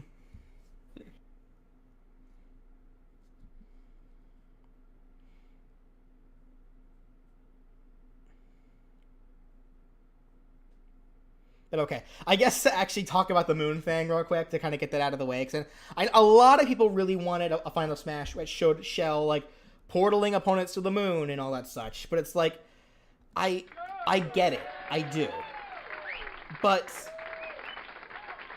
in my opinion, GLaDOS is just better. Like GLaDOS is way more iconic. Like the idea of like because I built Shell's moveset with the idea that she's in another test. Sorry, stuttering. So the idea that one of her tests could potentially involve her or involve GLaDOS stepping in, like to kind of play with more of these lab rats that are in her test facility, makes perfect sense to me. Because the idea of the moon implies the idea that Shell has a little more control than she really should have.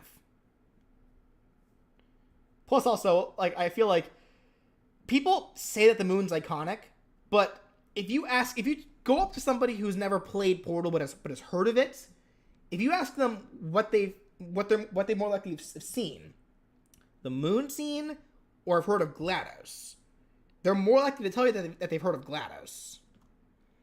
Also, you will be baked and then there will be cake. That's such an infamously famous line. That's what the final Smash is. So like, Would Atlas or Peabody be an Echo? Nope, different body types. And I remember actually there was somebody in the comments of that video arguing so hard with me, saying how it could work, you could do it, you're not showing enough imagination and all that stuff. And it's like, no, it couldn't work. Their body types are way too different. Also, and this is another part of their argument too, it's like, they're saying that I don't have enough imagination for not wanting to make them Echoes. I'm not making them Echoes because I feel like they'd be better off with their own movesets. Possibly, maybe, I don't know, maybe in an Ice Climber situation, they are cooperative bots, so it could be something like that. But I have a lack of imagination because I don't want to just make them copy Shell. So, like that I found kind of funny. Like, it's like, you lack the imagination to make these characters a copy of another one. and one of his arguments too, I believe, if I remember correctly, he was literally saying, "But you can't do anything else with them. You've done everything you've done already with Shell." One, that's not true. Two, even if that were the case, like, who's to say they can't do them in different ways? So, like, look, Luigi. Luigi has a lot of the same specials as Mario, but, like, he does them in his own way.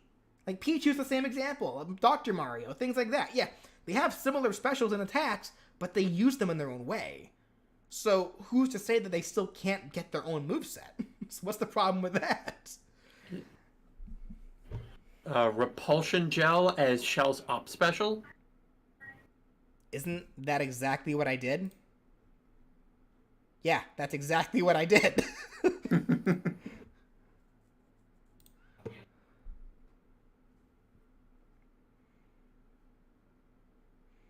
GLaDOS seems like they can use their own moveset. I'm going to have to disagree with that one, actually, because GLaDOS is a stationary robot. There's no conceivable way I can think of where GLaDOS can move around the stage, jump around and such. She's a stationary, supercomputer. I can see GLaDOS as maybe a boss or like a Portal stage hazard, something like that. But I do not believe I will be giving GLaDOS a moveset because I don't think she would work. She's also too big. Why isn't orange gel in the moveset? Simply because I just saw no good place for it. Like, it could have been like the side special, but I wanted turrets.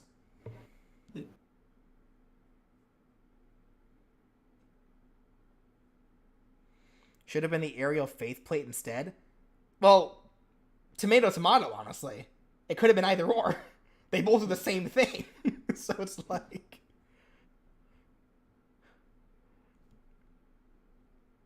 Propulsion gel is her dash attack? I feel like that's trying to ask too much of the animation there. Because that'd require... It's like, a dash attack is supposed to be something that it's like a desperation attack. It's supposed to be a move that you can like rely on like a pinch, like something really quick to come out, usually. And the idea that you need to set yourself up where she puts it on a portal, has orange gel fly out, and then she rides on it, that wouldn't work for a dash attack. That's asking too much of the animation there.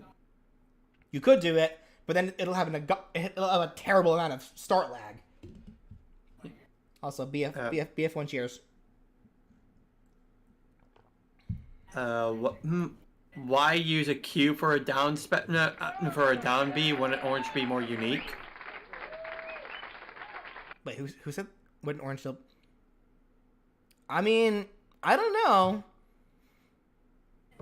I feel like cubes are a pretty big part of Portal, and I feel like just being able to create, like, you say unique, but like I guess that depends on what your definition of unique is, and what you feel is unique. Like, I actually feel the cube would be more unique than the gel, because all the gel would do is just make you be able to run faster. And there's already lots of characters that can do that. Aren't a lot of characters that can create, that can spawn like whole crates. Yeah. Also, thanks for the donation, Maniac. Yeah, thank you. Moon cool, but TF2 Sniper's wife is better. He's married? What? Yeah.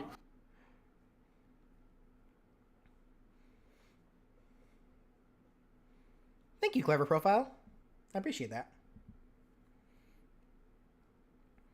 Would it make more sense for the alts to have different colored portals? I'm gonna say no to that, if only to keep things from being confusing. Yeah. Plus, I don't think in Portal you have portals with different kind of colors. Like, they're always the same too. Well, Shell specifically. The Atlas and Peabody have different colored portals.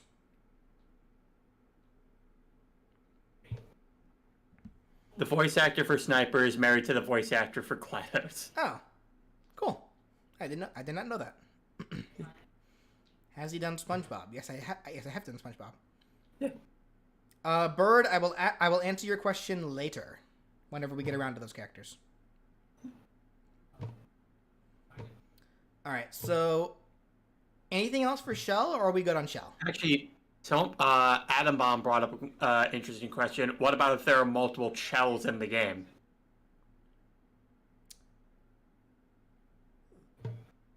That actually doesn't matter. If only because, like, generally, well, no, actually, it kind of does if you're leaving portals around. That's a good point.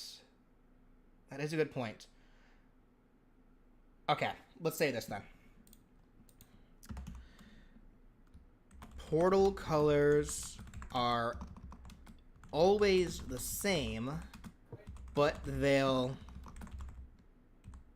change color if more than one player is using Shell. I think that's the best compromise for that, because... Oh, but even then... No, that actually... now that you guys bring that up, that's a really good point. I didn't even think about that. No, that's a really good point. Maybe they should be different colors per alt then. Because generally, most people do stick with... Like, when people pick an alt... You know what? No, you guys are right there. You guys are right. Portal colors should be slightly different depending on the alt. And I say this because logically, when most people pick a Smash character, and like everyone has like their favorite alts. Whenever people play as their favorite character, they always usually pick an alt and they stick with that alt. I don't know too many people that like to change their own alts and such. So I imagine even if Shell alts had different colored portals, it wouldn't take long for players to be able to kind of memorize what their portal colors are, and then be able to reliably keep track of them that way. Yeah. Just like object permanence alone dictates that. So that's a great point. So to the folks that brought that up, you're right. Okay.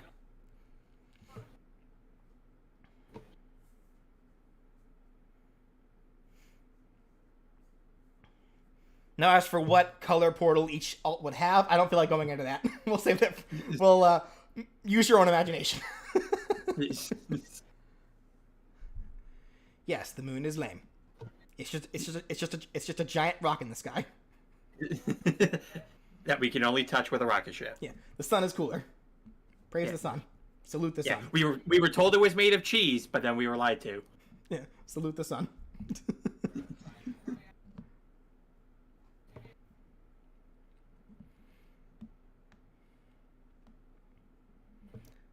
Just like a complementary colors for that one. I would at least imagine regarding the portal colors, because I have it set up where the first portal is always blue and the second one's always the orange. So I would imagine at the very least, it would be set up where the first, regardless of your alt, the first color is always like a cool color and the second color is always a warm color. If that makes sense for you guys.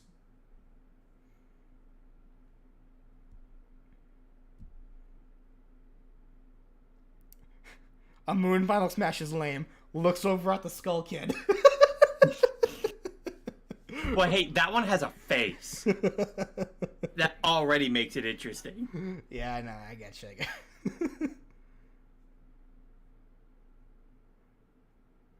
All right, then. So, are we good to move on from Shell, then? One final thing for Shell. Rate chance of using the portal taunt. Oh, and then he deleted it. All right. Now we'll never know.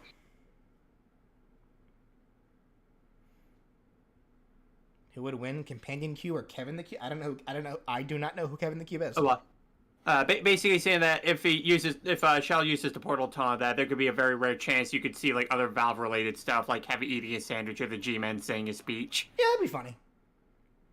How does Scout not have the Sean de Fred? Someone's gonna have to tell me how to pronounce that for one thing, and for two thing, is that a taunt or whatever? I don't know what that is. I'm assuming it's a taunt. Is that a taunt that's exclusive to Scout? Because if it's not exclusive to Scout, there's your answer. Also, other reason, I generally like to use the characters default taunts. Yes, that is a taunt that you can give to all the classes. And there's your answer. Yeah, basically it's just a taunt where they just point and laugh at you. Gotcha. I mean, you don't need the Scout to do that. You can do that yourself. Just laugh and point at the guy next to you. That's an easy way to get it smash attack in real life. A real life taunt to get bodied. But hey, at least if the other guy throws the punch, that's a free disqualification. All right, so then are we good on Shell?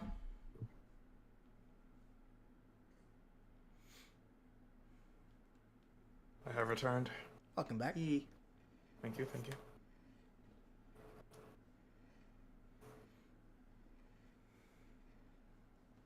All right, it looks like we're going to Shell.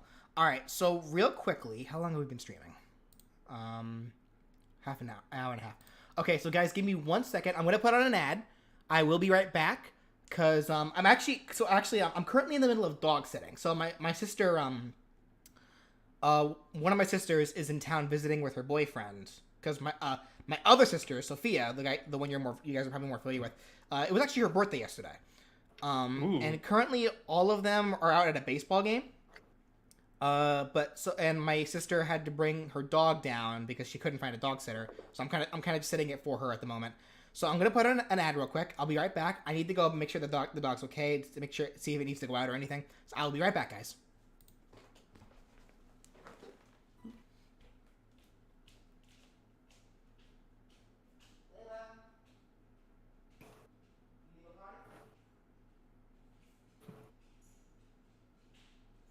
Now, who happens to not have ads and can hear the sounds of our voices? I don't know, but I just skipped my ad. Don't skip BJ's ads. We We gotta support him. Hey, it gave me the option. I know it gave you the option. You didn't have to take it. Listen, YouTube got their 5 seconds. Well, BJ's getting all of my 30, and possibly another 30, because I got 2 ads rolling.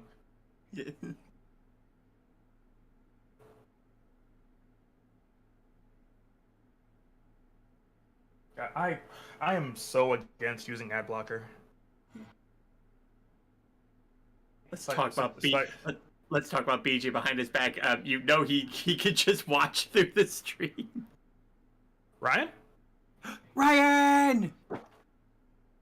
Hey, what's up, friends in chat? How's everybody doing? Hey, we're gonna talk about a Nintendo next. 10? See, I sat through all of his ads because I want to support him, like a good friend.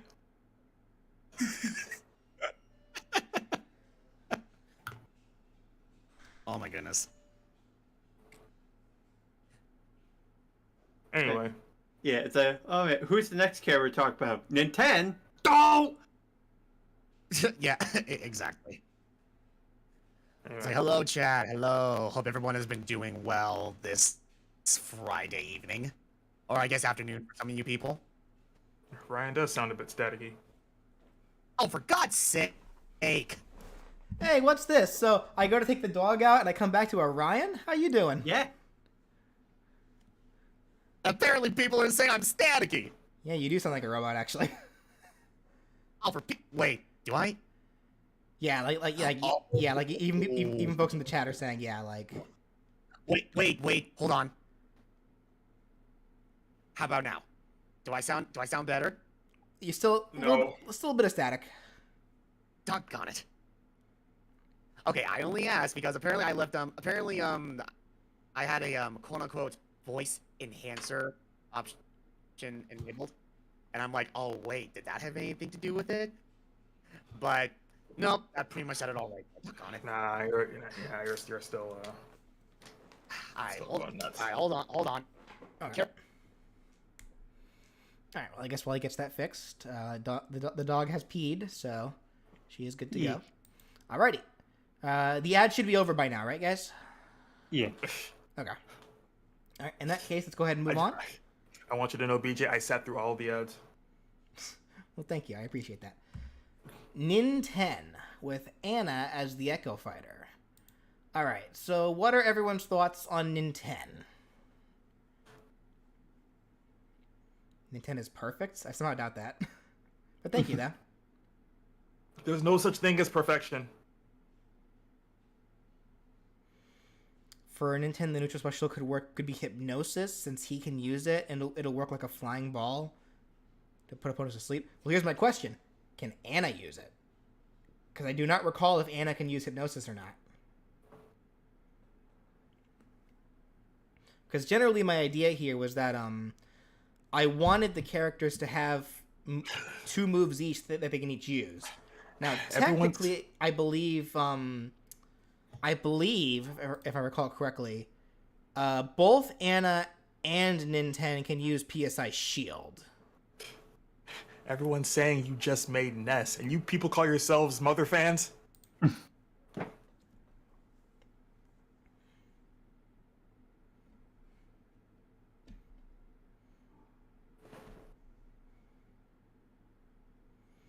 Hoping that Nintendo's best friend Lloyd would have appeared in the final Smash. Maybe he could use Bottle Rocket.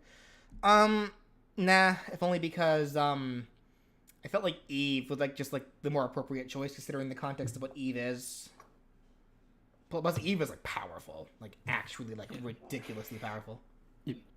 Though I do find it a bit annoying that Nintendo uses moves he can't learn in the games. He did an extremely good job with the moveset overall. Well, so does Ness. Yeah, so does Ness and Lucas, actually. Lucas has no moves in his moveset that he uses in his game. In fact, the rope snake isn't even his. That's Duster's. Like, PK, Freeze, Thunder, Fire, Magnet, those are all Kumatora's attacks. Lucas does not use any of those. Mr. Maniac, best part of this moveset, there's no PK Fire. Thank you, PJ. I mean, he PK fires a beam. Does that count? Welcome back, Ryan. Oh, my head. Thank you. Are you okay, Brandon? I'm good. Also, you sound perfect. Oh, hey, Gavin's in the chat. Hey there, Gavin. How you doing? Gavin is a friend of Crashy's, guys. Oh, cool. Hello. He's like, hello. Searched it up. Anna can use hypnosis. She can. Okay. I still like Freeze more. Argument's irrelevant. I like Freeze more.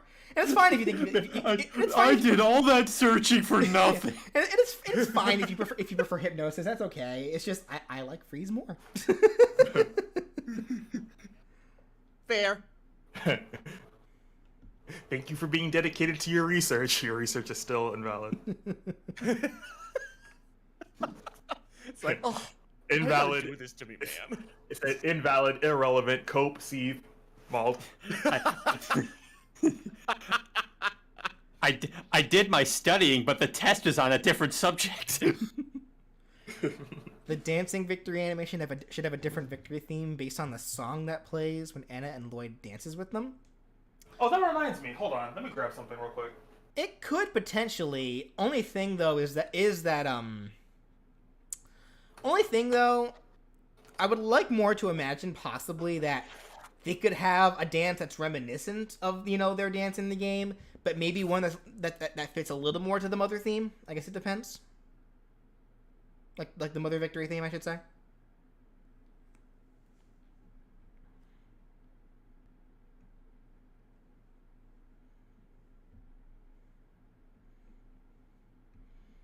Chat a cheese. Just type in exclamation point request, and then you'll get a link, and then you can write your request in there.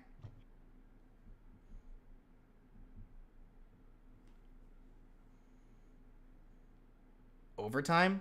Wait, what's going on? I think it's just a joke where it's like he did all this, like Sal's did all this research and like, oh cool, I'm still going with my thing. Oh my goodness.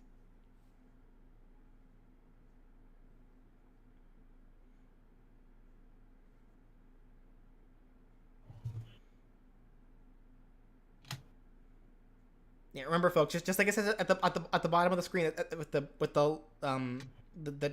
text that's scrolling around at the bottom of the screen. Just follow those instructions, and that's how you'll be able to make your requests.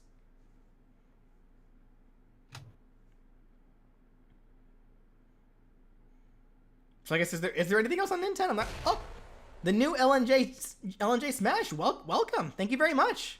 Hope you enjoy knowing who the next characters are.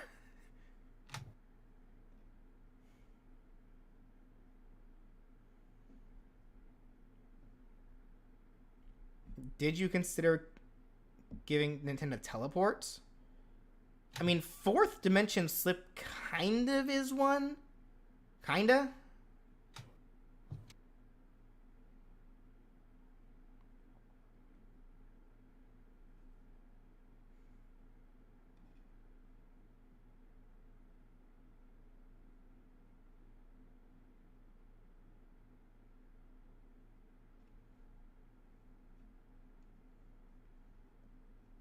Alright, then I guess we're gonna Nintendo then? We can just move on? Sorry, I had to pull out my ocarina and practice 8 melodies. Yeah. Alright. I think it's just the fact that most don't really know that much about Nintendo, that we don't really have that much to say. That's fair. There you go. Alright. Right. Earthbound Beginnings is on Nintendo Switch. Ratchet and Clank with Rivet and Kit as Echo. This is actually my first time that I did. I believe this is my first time where I had 2 Echo Fighters in a row, which is interesting. All right, so before we start on this, actually, quick story. I want to give my explanation as to why it took so long for me to get these 3 characters done. I will be right back. 1 second, guys. Listen, Allow me to tell you the story about why it took so long to get these next 3 characters done later.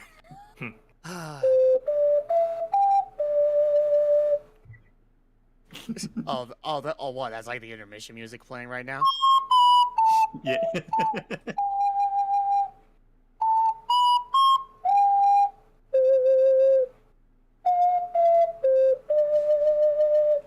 I stupid? Where did I put it? Listen, I know I tried so hard to get the lines for Sly Cooper done in time, and you had to wait until... Where did I put it? I'm just the worst. No. That's not what happened. No. Okay, I can't find it, so I'll just tell the story No, now. I honestly don't know what's going on. There's a phone Wait, up, and we got a story. dog visiting. Hey, Layla, how you doing? Doggo. that was me, Crystal. We got No. a dog here. Yes. Say hello to the dog, guys. Wait. That The Doge was reacting to your ocarina? I doubt it. This is Layla. This is my sister's dog. It's like, no, it's an ocarina, not a dog whistle. Come on now. Yeah, that was me, Crystal, and yes, this is an ocarina gaming elf. You all right, Layla? You okay? All right. Anyway, back to my story. Guess Layla's just hanging out now. And there comes the stereotype of the big dogs thinking that they're smaller than they really are. Careful. All right. Anyway, so Such a good boy. the reason why it took so long for me to get these 3 movesets done is because of PlayStation 3 issues. Because obviously, Ratchet and Clank, Sly Cooper, and Little Big Planet, all of them are mostly on PS3, like exclusively PS3 for the most part. So I bought a PS3 on Amazon. I bought it when this was back in October when I bought this. It was like late October. I got it early November. When I got it in, it worked perfectly. Then I kind of just had it set aside for a little bit because I didn't need it. I know I would need it eventually for these 3 characters, but I didn't get. And by the way, if that gives you a kind of an understanding of how far back I plan these characters, I had Ratchet, Clank, and all of them. I started working on them, or planning to do them back in October. If that guys gives you an understanding of how far back in advance I work on these characters. So anyway, so come around, I want to say it was I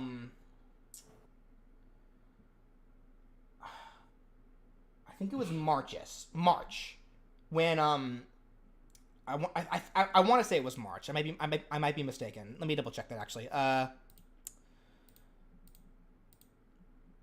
And anyway, at some point later, whenever I got around to actually start working on these 3 characters, Ratchet, Sly, and Sackboy, I boot up the PlayStation 3, and go figure.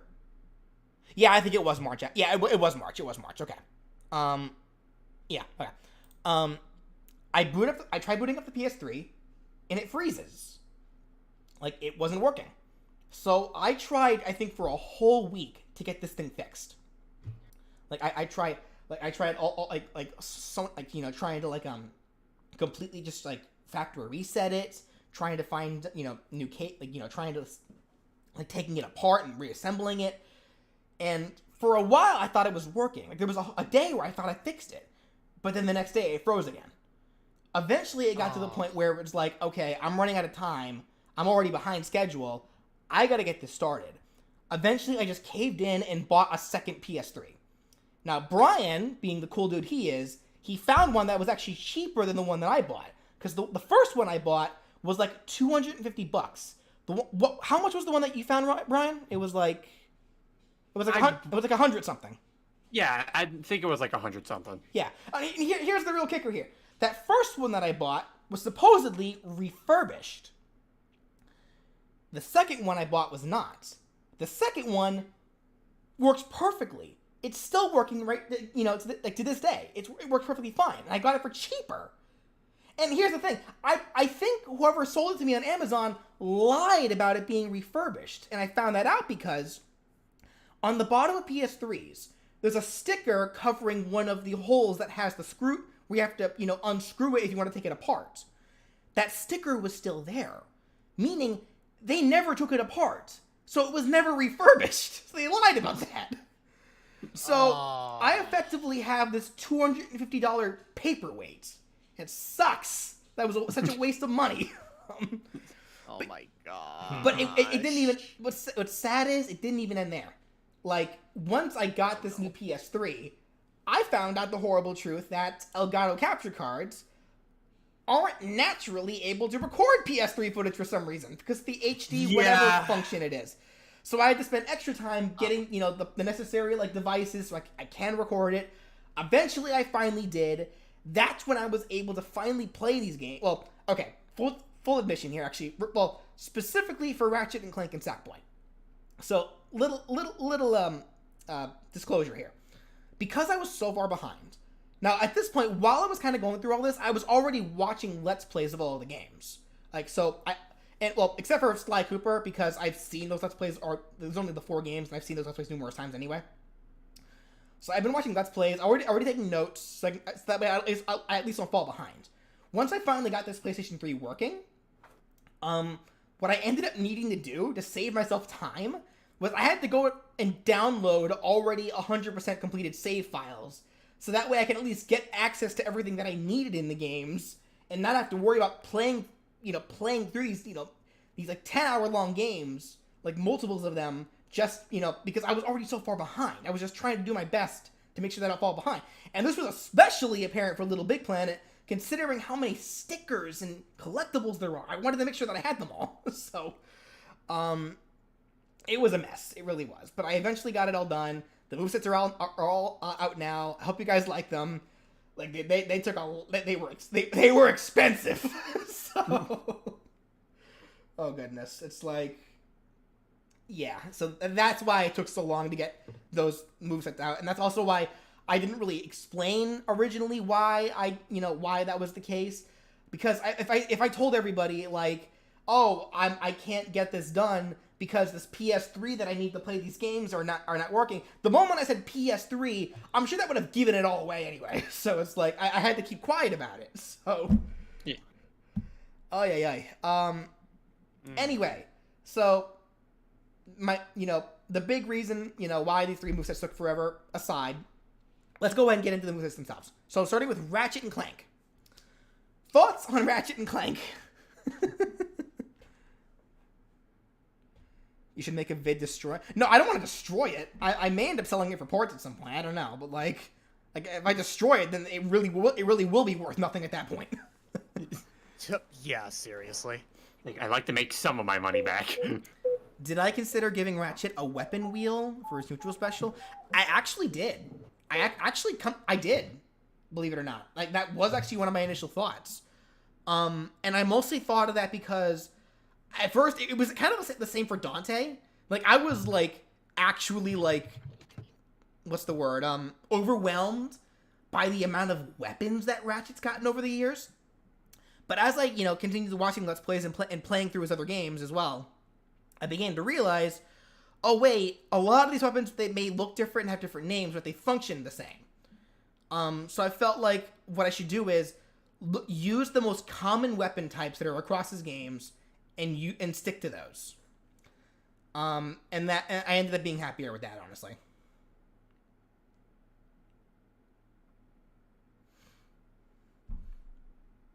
Like this moveset, no issues.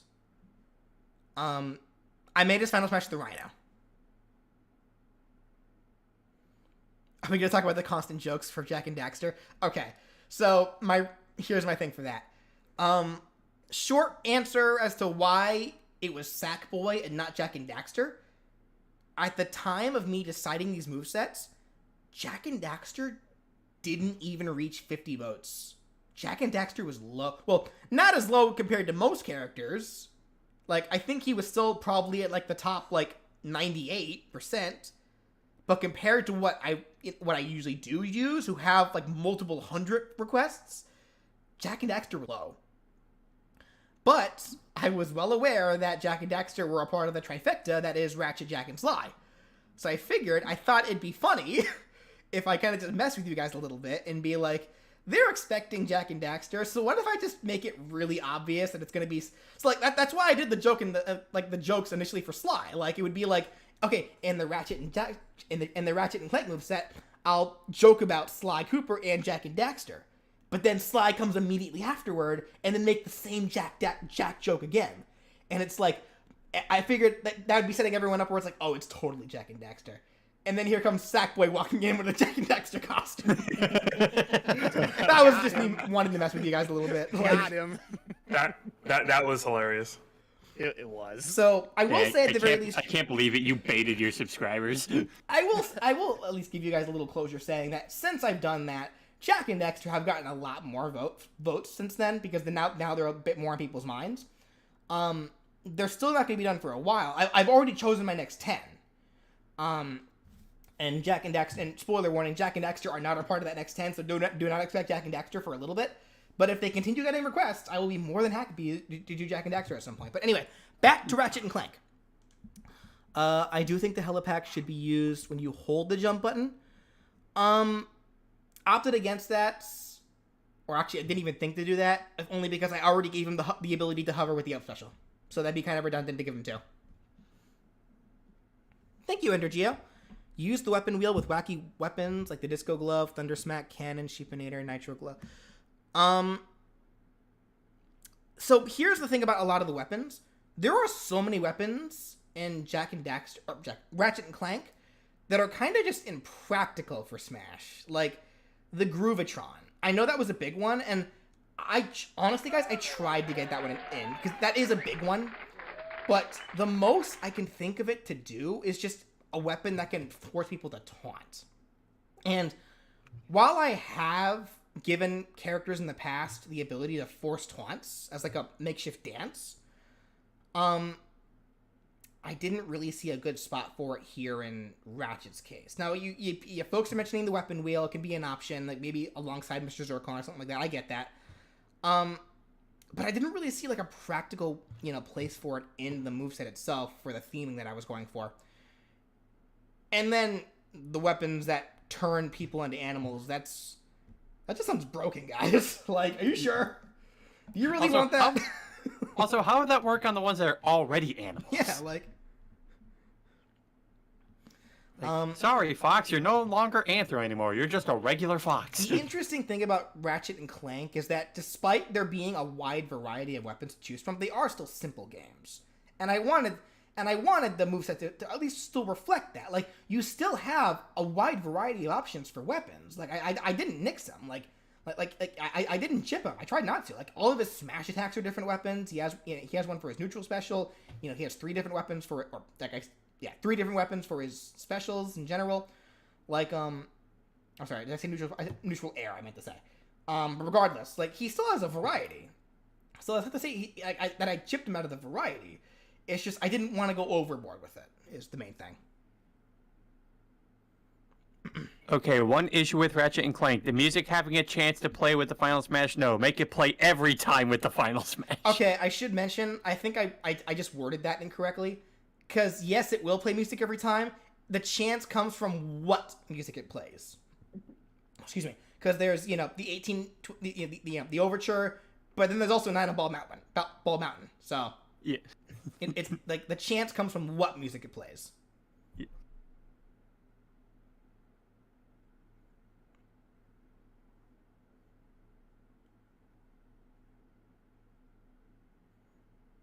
I definitely think the run animation for both Ratchet and Rivet should be the hover boots. I agree with that one. I do. Yeah. That is Christian Shark. Just another one of those things that I just didn't mention. Yeah. Do his ults have him in a constant T pose?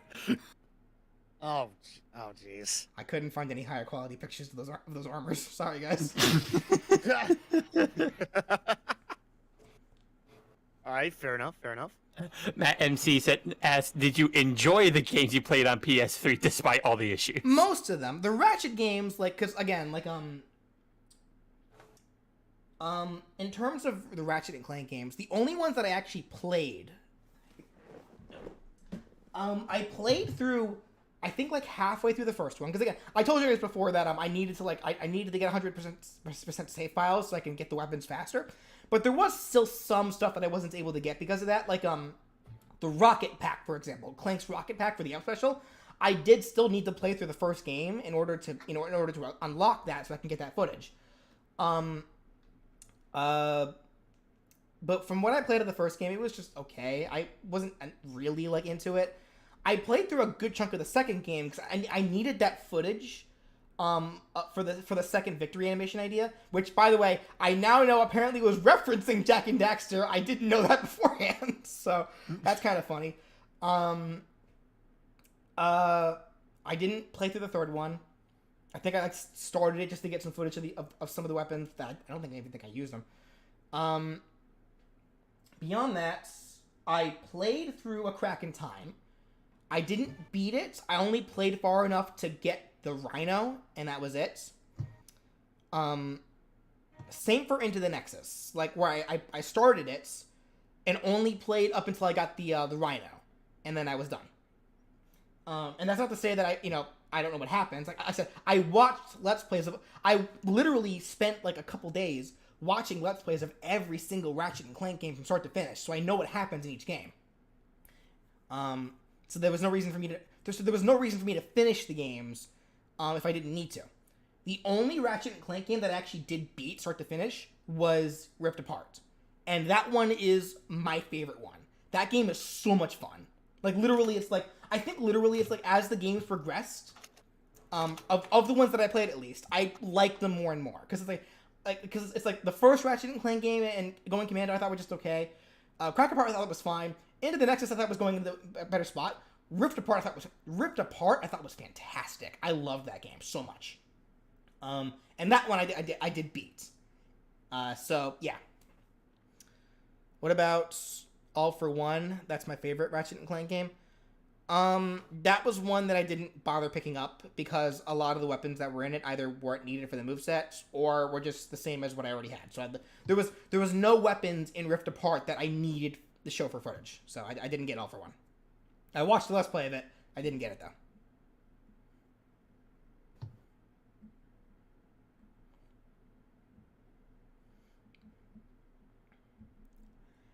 Did I already mention No, I didn't play Deadlocked. I did enjoy the funny little satire on Fox News in that one. Now that was a joy to watch.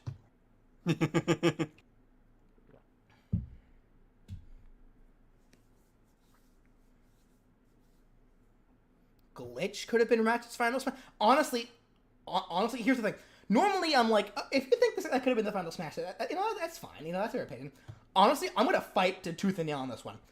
Ratchet's final smash cannot be anything but the Rhino.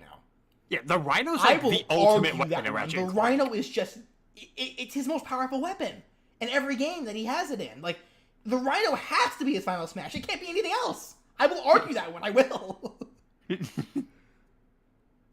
I will go to other people's movesets of Ratchet and Clank and say, if their final smash isn't the Rhino, I'm going to be like, why isn't it the Rhino? You're wrong! It's like, there is a correct answer to this question. Replace the grabs with the vortex the suck cannon. We talked about that, didn't we, Brian? Like, yeah, because I know that was his grab in PlayStation All Stars. Oh, is it? Yeah, you might have said that to me. I just forgot. I think I opted against it, or I chose to go against it, if only because we don't really see the suck cannon that like it's in a lot of the early games, but then it kind of just dropped off. Now, to be fair, the thruster pack is the same. Like, we do see kind of variations of the thruster pack with the jetpack in later games. So I get the argument there, but I honestly felt like the suck cannon was, I didn't care for it myself. You know, actually, but I kind of speaking to PlayStation All Stars, what I kind of want to do actually, we'll do this after we finish Sackboy. I wouldn't mind going to YouTube real quick and looking up videos that show all of the Ratchet, Sly, and Sackboy's PlayStation All Star movesets, because I know some people have been telling me that apparently there are some similarities between my movesets and the one that showed up and the ones that were in PlayStation All Stars, which again I kind of half expected because we are using the same source material. But I don't really fully understand what similarities there are, because I know for Ratchet specifically, there was one guy that told me like how he has his basic 3-hit attack, which I'd be shocked if he didn't, because he has that in like every game. He has the Comet Strike and the Hyper Strike, which again makes sense because again he has those in every game. And he mentioned that there were some weapons that were also the same, but I don't know if they're used the same or not as what I made them, so we'll see. I don't think anyone mentioned anything for Sly. Sackboy, there was one guy that said that my Sackboy moveset was literally the exact same as the one in PlayStation All Stars, which I kind of was a little hard to believe, like because I was like, I gave him big adventure moves though. You're telling me that he had moves from a game that came after PlayStation All Stars, unless Big Adventure was referencing PlayStation All Stars. I don't know, but like, So yeah, I mean, if you guys want to, we can look over those afterwards. So just to get my first impressions. Now, I should also another disclaimer: I have played PlayStation All Stars before. Problem is, it's been many years, and the only times I've been able to play it was when I was able to play it with a friend who had a PlayStation 3. Because this PlayStation 3 that I have here, that I bought for these movesets, my first ever PlayStation 3. I never had one before this. So I do own a copy of PlayStation All Stars here, but like I hardly ever got a chance to play it. So I didn't remember anything about these characters, and even then, I hardly played as the three characters that I made these movesets for. My mains in this game. Gonna save that actually. Never mind. Anyway. But yeah. So. Anyway, I'm rambling at this point. Let's get back to Ratchet. Anything else wrong with Ratchet before I keep going off tangent again? People like it when we ramble, though.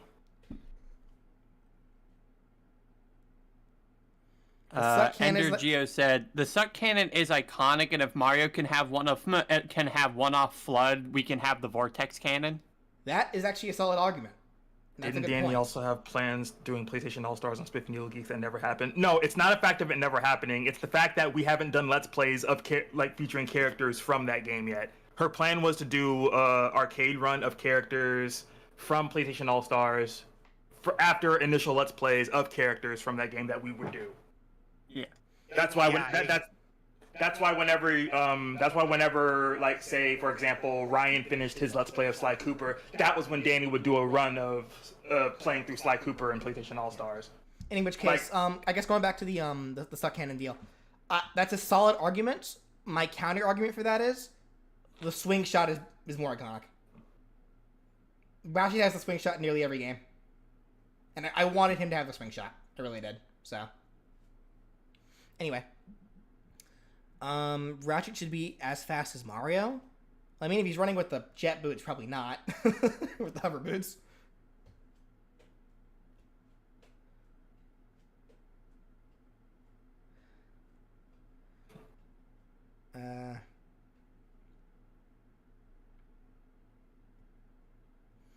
Where is Danny? Probably at work. Well, no, she's probably getting off by now. She's actually on. She's just not getting in the call. Like a jerk. Wow. Also, I hope she's safe. Yeah. Anyway, I feel like this is a missed opportunity to not change Ratchet and Rivet's colors, or their fur colors. I didn't see much reason for that, honestly. If only because like their armor types were enough. So the swing shot is not for combat though. The Suck Cannon is. Most of the tether attacks in Smash like aren't normally for combat. Like, correct me if I'm wrong, I don't think Samus's plasma beam or whatever it's called. Was that, what was that called? Am I the name of it? Like her grab? The plasma whip? Grapple beam? The grapple beam, thank you. I don't think that's ever used for combat either. So.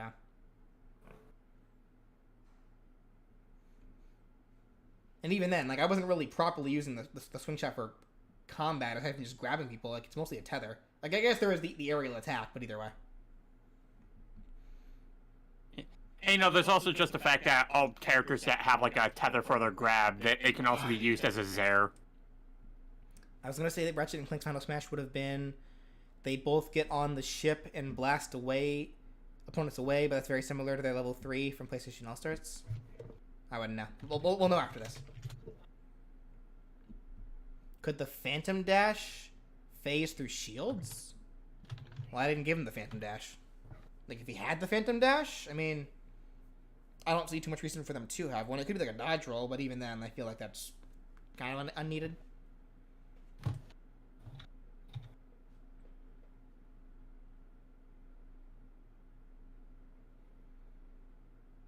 Plus, the Suck Cannon gives Ratchet a more unique mechanic and grab attack.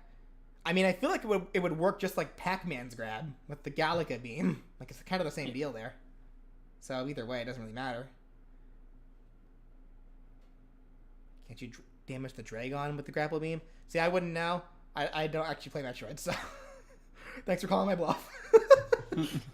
Metroid Dread, out now for Nintendo Switch. Up tilt should have been him bringing out the Helipack and spinning it upwards. Even the thing that I made for is up air. Wait, have you seriously not played Metroid Dread yet? I don't play Metroid, dude. So... I mean, I didn't either. Metroid Dread is technically my first Metroid game ever.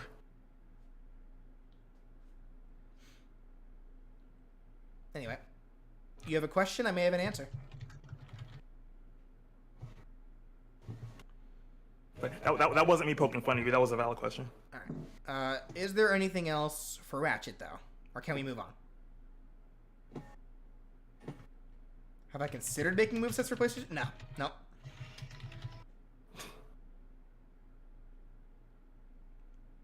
Alright, so if we're good on Ratchet, then I think we can go ahead and move on then. So, Sly Cooper. Now I know, I apologize for forgetting your name. Susie. I know Susie brought up earlier that she has something that she wanted to say about Sly. And, Ryan, you still here? Yeah. Cool. Alright, so then we should be able to talk about Sly. Fine enough. Yeah. Why wasn't Bentley doing commentary? Okay, actually, I should say, so, and Danny actually got mad at me for this. Ryan originally wanted to start the video with him doing Bentley's voice, because he can do a pretty good Bentley voice. But I told him, I said no, I didn't really care for that idea myself. I was literally giving you the idea, and then mid-sentence, you literally said, okay, no, let's not. You didn't even let me finish the idea. Look. Introducing... I say, that is Ryan, blasphemy. I already got enough slack for what I did in the Impvon video. Like, that's the first mistake. And I already got enough suggest slack you for write doing that that. down Like... now. Invite Bentley to What If Smash. Oh my god. Oh wait, hold on. This was honestly one of, if not the best guest commentaries in the series. Ooh, Brian and Brandon, you guys are in competition now. I've never been in a What If Smash video yet. You were You haven't in one. What If Unite. You got Unite. I did Unite, but that's not Smash. Doesn't matter. It's still a guest and commentary. people have said they want me to do a Smash video someday. I know they do. We gotta wait for characters that you want to do to get requests, dude. I know. I need people to actually request the characters I want to do. Anyway, what if Sly's alarm clock could wake up teammates? That'd be a fun idea. I mean, it's not quite what it does. That would I mean, be I guess interesting attention to detail. technically, But I I don't don't know. Okay, Ryan, you'd probably know this answer more than me. I know in Sly 3, Bentley got an alarm clock. If you put someone to sleep with Bentley and then use the alarm clock, would that wake them up? I don't think so. If memory serves, I believe it functions like very similar to how it is in Sly 2, where it's like, yeah, you could put like a guard to sleep, like hypothetically speaking, of course, if you like put a guard to sleep or something, and then just for the heck of it, you just go ahead and just throw the alarm clock, it still does nothing. It doesn't wake them back up like how alarm clocks usually do. They still fall asleep, and they won't wake up until a certain amount of time passes. No pun intended. BJ, I think your audience is confusing us again. Anyway, Aren't they always though? Aren't they Yeah. always? Yeah. And every time guys, I'm just like I don't see the difference. I It's like- honestly don't hear the difference. it's like Brian has done multiple videos for What If Smash already. I have not. It's okay, your time will come, my dude. but they're confusing me for Brian, who's already done videos. oh, okay. Here's a okay. Well, Anyway, thank you very much, Susie. Okay, the problem with the paraglider being the out special, he never uses it in his main games, and doesn't add to the theme. Ninja Spire Jump works better. Made that special before. Here it is. Wait. What? Wait. Hold on. I'm sorry. With the he never uses it in the main games. Are you sure? Wait. I'm sorry. I gotta kind of stop you there. There Yeah, are literally that's a hard missions. no. There are literally missions in 2, 3, and 4 that require you to have the paraglider to use it. So Yeah. it's like what exactly are you saying that like he never uses it like to gain height, which is also incorrect. I show footage of him literally using it to gain height off of updrafts. That was where we got the idea from. The Ninja Spire Jump as his up special though. Like what exactly are you referring to for that though? Like what's your idea for that? Like I'm curious what you mean by that. Cause yeah, using like the Ninja Spire Jump for an up special, honestly, I don't really see it. Because if you were to see the Ninja Spire Jump in action like normally, it doesn't really scream an up special. It's just like, if anything, it's more like kind of like it's a third jump essentially. If you use it, like say in Sly 1 for instance, the Ninja Spire Jump is more or less just a third jump. It's not like an extra jump where, you know, it sends you like to an incredibly high altitude, like what was clearly demonstrated during the moveset. It essentially has the same height as you would expect from the first like 2 jumps. At least that's what it looks like to me anyway. How does Sly Cooper spin around with his head still in place? Good question. You know what? I didn't. Okay, listen. As someone who played the living daylights out of Sly 3, especially that boss fight, I never noticed that until BJ showed me like the preview for it, and even I was shocked. Like, ow! How and ow? Sly using his electric roll from Sly 1 for his side special, I think would work better. It could have worked. I think Ryan and I really like the stealth slide more because it gave us the option for Sly to have like a really like slick move that also gave us an excuse to let him be able to steal. Because that was actually one thing that we were kind of having problems with. Sure, there's a dog here. Sorry, trying to. Oh, you're good. You're good. Oh, is that what I heard? Okay. Yeah, I dropped something on the floor, but the dog won't let me get it. Anyway, we couldn't really think of like we initially couldn't think of because we wanted Sly to be able to steal something because that's what he's a thief. He needs to steal things. Yeah, it goes with the theme so much better. And us being able to incorporate that with the stealth slide, which is one of the best ways to be able to steal things in his games, we felt was like the best way to go for that. Mm-hmm.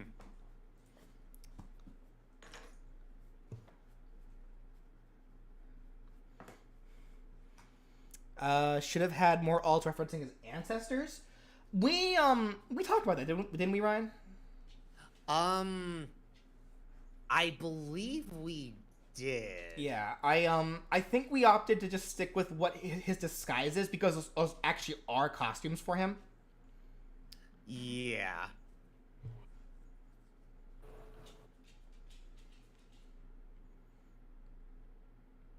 Maybe the roll can be his dash attack. Well, then where would the knockout dive go? The knockout dive is, I think, I would argue the knockout dive is even more important because it's actually. You good, Layla? Thank you, Ender Geo. Ratchet's Groover Time is a taunt to make foes the force taunts. I don't know. Anyway, sorry. Dog's distracting me. I'm getting distracted by generous yeah, something people. about What is the happening here? knockout dive? Yeah, the knockout dive, because the knockout dive was in 3 games. The roll was only in 1. So. Yeah, the knockout dive is definitely more iconic in that case. Yeah, and people would argue that the stealth slide, that may have only been in 1 game technically. The stealth slide, because the stealth slide technically did show up again in Slide 3, but in the form of the rocket boots, which did the exact same thing. So. Yeah, pretty much.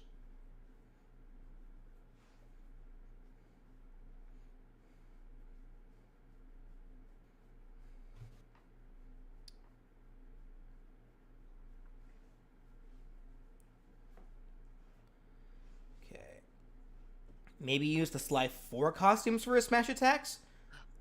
I don't know what they do. Like, the only one that was really... They could have, but I felt like the fact that the Kane, like the charge attacks from Slide 3 were literally, like, the perfect representation of smash attacks.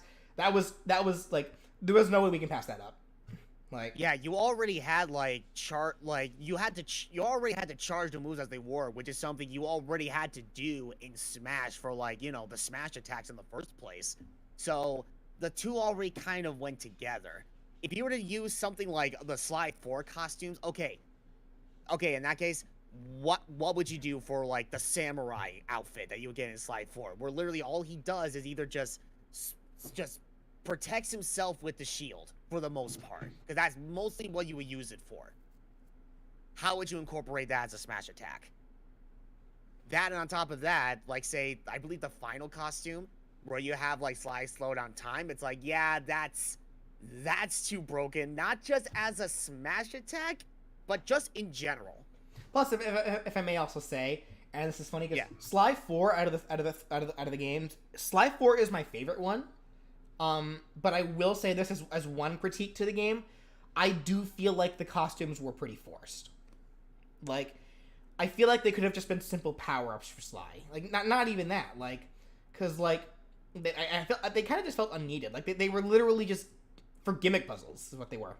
So. Yeah, I believe so, Heck, if yes. anything, like, if you want an example of that, the Sabretooth skin.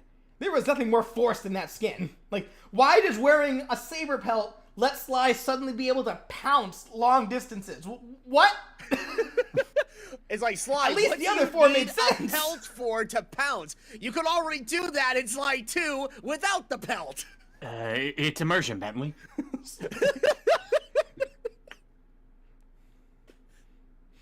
I gotta fill in the real reason why Bentley wanted him to wear that is so he can take weird pictures. Anyway. Oh, Carmelita's gonna love these. Oh my goodness, no.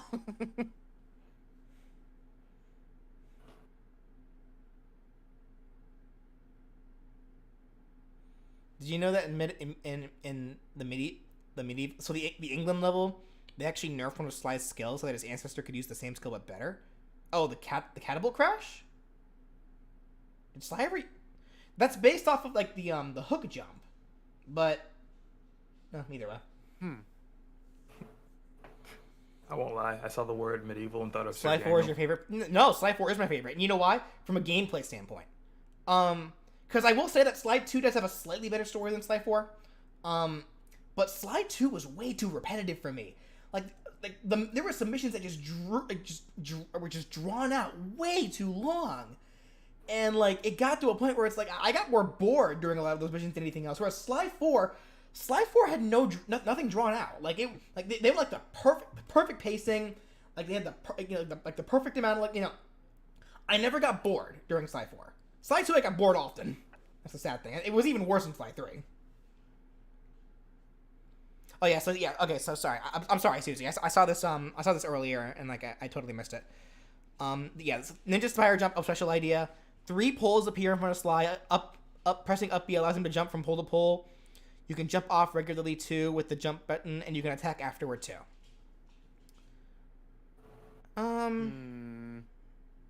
What do you think, Ryan? Like, Hmm.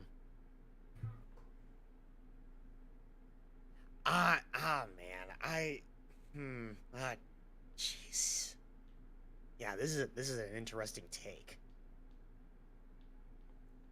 I mean, it's like, I know it's like, you can't expect, like things to flow together like completely, when it comes to Smash in some aspects, but just 3 poles just magically appearing. Yeah, I don't. So to me, it's like, okay, I get it, but at the same time, something seems off. Right. Oh, it allows for a lot more mix-up options while making him tricky to catch. Well, so does the paraglider idea. Yeah. I think that's the thing that's getting me. That it's a similar concept, just handled in 2 different ways. One uses a paraglider, which yes, he has used in his games, and then there's the Ninja Spire jump. Which case, I know people who hate Sly 4 for the story but love the trilogy. See, I didn't even have a problem. I didn't even have a problem with Sly 4's story, honestly. Like, I know that seemed to be like a big thing for people, but I actually didn't mind it. I know a big thing for people that why they didn't like Sly 4's story was like the plot twist with Penelope. But I wasn't even that attached to Penelope to begin with, so. Yeah. Oh man, yeah. I personally didn't have any issues with that many issues with Sly 4, but yeah, if I did have any issues or whatever, yeah, the biggest one would be Penelope, because it's like, even though it's like you wouldn't be like too invested in Penelope as a character because you didn't really see her too much in Sly 3, it's like, no, the whole thing with her just suddenly turning into a bad guy, I don't know, to me it seemed a bit forced. Sly should be able to do more damage when attacking from behind, to encourage players to use his smoke bombs and clocks to trick your foes. More damage from behind. What do you think, Ryan? Honestly, I don't think that, I mean, I get it, because, oh, he's a thief, he's trying to be sneaky, he's trying to get the jump on people, or try to do sneak attacks from behind or something. Like, I get that, but honestly, for Smash, I don't think it would really matter. Heck, if you from a more technical standpoint, like if you were to actually pretty much do the exact same thing like in the Sly games or whatever, it would be no different than attacking somebody from the front. Yeah. So, and think about it like this, the ability to turn yourself invisible at, well, kind of at will. Like I said in the video, there is a cooldown on it. Like you can't spam it. But still, the ability to turn yourself invisible at will is already very strong. I just imagine, it really is. Like smoke bomb, you're invisible for a few seconds. That's enough time to still, to walk up and to run up and grab somebody. Like if you can maneuver properly, like you can grab them while invisible and take advantage of that. Like that's already a really, really strong option. So I feel like adding more to that probably would be a bit overkill. Yeah, I agree.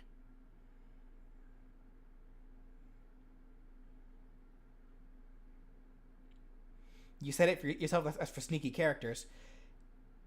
Well, I said it specifically that it makes more sense for underhanded characters. Now, granted, Sly is underhanded, but like we just explained, it's like for what we already gave him, it's overkill. He already has a lot of underhanded tactics. Like I feel like just having an extra gimmick of being able to deal more damage from behind, again, yeah, it feels like that'd be too much. And like Ryan just explained, it's not even something you do in the game. Like it just seems, I can see that gimmick being applied to other kinds of characters, like per se the Spy from Team Fortress 2. That makes sense for the Spy. Not so much for Sly though. Or maybe Raiden from Metal Gear Revengeance. I wouldn't know. Anyway. Would Sly be hydrophobic? He certainly would. I would. Yes. He most certainly would. But here is an idea I heard in the comments I don't like, but I want to hear your idea on it. Carmelita as an Echo Fighter for Sly. No. Carmelita fights so much differently than Sly. Like, She doesn't have a cane. yeah, like what is she gonna do? Use her shock pistol like a cane? That's not how that works. Just pistol whip everybody. She is a police. She's a police officer fox, not a thievius raccoonus. Those are two really big differences. Yeah, Carmelita's not part of the Sly family. Yet. That would. Oh my God, Brandon. What? Anyway, Same brain. someone's asking. Kirby is asking, can Sly use his cane to grab items? I don't believe we gave him that option now. No. He can grab coins with his cane though. If you use Oh. Oh, Danny, get in this call. It's like, hello, Danny. How you doing? Actually, don't answer me now. You can wait until you get into the call. If she wants to get into the call, She has don't no force her. She has no choice. Just like how you had no choice, Brandon. I came here because I wanted to. Because can't that's because I what wanted we to. want you to think. It's in the contract. Danny. Hey, Danny, how you doing? I literally just got done eating dinner. I see you're streaming. You happen to be on Sly Cooper, and I hear shit talking about Carmelita. What is this? Hey, no Language. cursing. No cursing, Language. Danny. Language. This is a family-friendly channel, remember. Anyway. Yeah, no, someone was just bringing how people wanted Carmelita as an Echo Fighter, and that would not work. Oh, no, it wouldn't. Anyway, Yeah, see, there you go. how would invisibility work for the person playing a Sly? The same way it works for any other character that turns that turns invisible in Smash. Because invisibility in Smash is not a new thing. Because that's been a thing I believe since Melee. I forget if it was. I think it was Melee. Yeah, because there was literally an item that can turn characters invisible, so it would work the same exact way. And even then, like I think they've since removed that item. I forget what game they removed it from. But invisibility in Smash is still a thing. Like I believe it's still part of the custom Smash stuff. And even the hero can randomly turn invisible with his what was the attack called? Like, Oh, which one? what was the spell called? Hocus Pocus. Hocus Pocus, thank you. Yeah. So it would work just like that. It'd be no different than that. Somebody asked, would Sly take damage if he's in water? Yep, he is in fact he cannot swim, so he would in fact be hydrophobic. Yep. I brought my Lucky Charms and everything. Nope, no amount of Lucky Charms can save you. Danny keeps track of requests. Well, she doesn't need to now. We got the we got the explanation point requests, guys. Just use that. I got this text rolling at the bottom of the screen right here, guys. Come on, use that. I'm trying to point my fingers properly here. Just like, anyway. Destroyer of Worlds says, samurai costume as a shield and a parry animation? Nah. Yeah, that'd be just kind of forcing it there. Yeah. Alright, so is there anything else for Sly before we move on to the final character?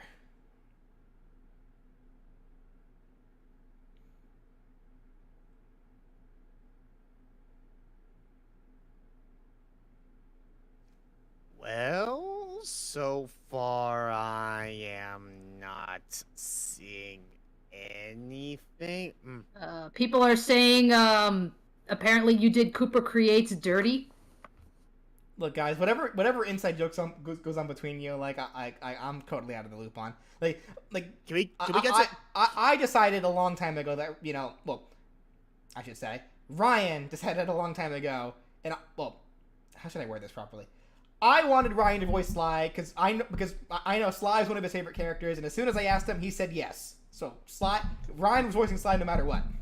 Yeah, I think, like, out of all of us, like, Ryan is the big Sly nerd. I think, like, True fact, it's actually because of Ryan that I actually got in the Sly Cooper, because he played the first game on Spiffy Needle Geeks, and I'm like, this looks like it's so much fun. I think I'm gonna go pick up that. I think I'm gonna go pick up that trilogy collection. I will never live I'm down. gonna kick myself in the butt for not playing this earlier. What the heck? That was literally my reaction when I was done. I'm like, why am I not playing this sooner? I will never live down the Ghost Town fiasco.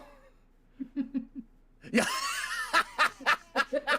So was not okay. planned. So quick little story planned. before we finish off, or before we move on to the final characters. Before we move on to Sackboy. Yeah. During so on Spiffy Needle Geeks, back when I was a lot more back when I had more free time to be able to do the Let's Plays with those guys. During the Sly 1 Let's Play, so at the beginning of the second world, Utah in Mesa City. So there's a point where Bentley talks about how this place looks like a ghost town. And the thing is, so right before that line came up, at the time I was living in a dorm in college. I was in my last year of my last semester of college. And I was living in a dorm. And during this recording, randomly the door to my the door to my dorm just like randomly creaked open. And like, I think it was probably just because like one of my roommates just didn't close it all the way as they were leaving, so it kind of just like the wind probably pushed it open. But like literally like so I went there to close it and I was like, that was weird. My door just randomly opened. And then Ryan was like, oh, you think it could have been a ghost or something? And then right when he said that, Bentley said the Ghost Town line, and then from editing, a boo appeared on the screen. And like caught me off guard. And I was just like, how did you do that? How did you rig my door like that? Honestly, that was honestly like that was like a 1 in a billion chance of something like that were to happen. I threw in the boo edit just to get some lulls. Never did I realize at that moment something like that would happen on BJ's end. So I'll probably splice. That was odd. My door just opened by itself for no particular reason. And I'll probably splice it into the highlight reel. There's not a ghost in your room, is there? Whenever I get around to doing the highlight for this stream, I'll probably splice that in somewhere. Remember that quote from the Uncharted Let's Play? Yeah, you devil. Yeah, that also. Good times. Yeah, I know. It's like I know. It's like I miss us doing Let's Plays. We gotta get back into doing those. It's time, but. Yeah, it's time.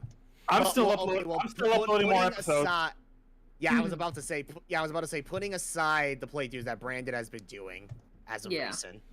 Yeah, it's just a lot of it is just because we're all just busy. Yeah, so it's if I'm perfectly honest, I don't think I'm gonna be able to do more unless I either stream them when I can, or whenever I finally get around to like being in a financial enough stability, like a financially stable enough position to hire an editor to kind of take off some of my workload. That's probably when I'll be able to get back to that's a mood. Yeah, I could do it. No, you can't. Yes, I can. No, you can't, because I can't afford to pay you right now, Brandon. You don't have to pay me. I'm not making you work without a pay, dude. I refuse to make people work without a pay. I'm just saying. I edit my own videos. I don't care. I'm not making you work without pay. Anyway, let's get this finished up. Let's get this finished up. I guess Sackboy. Thoughts about Sackboy? Anyway. Good save. Yes, Sackboy. Now I know there was one big thing that a few people brought up in the comments, specifically regarding the down special. People just thinking that it's just way too broken. So I guess let me kind of just real quickly retell how the down special works. And if you still have any questions, let me know.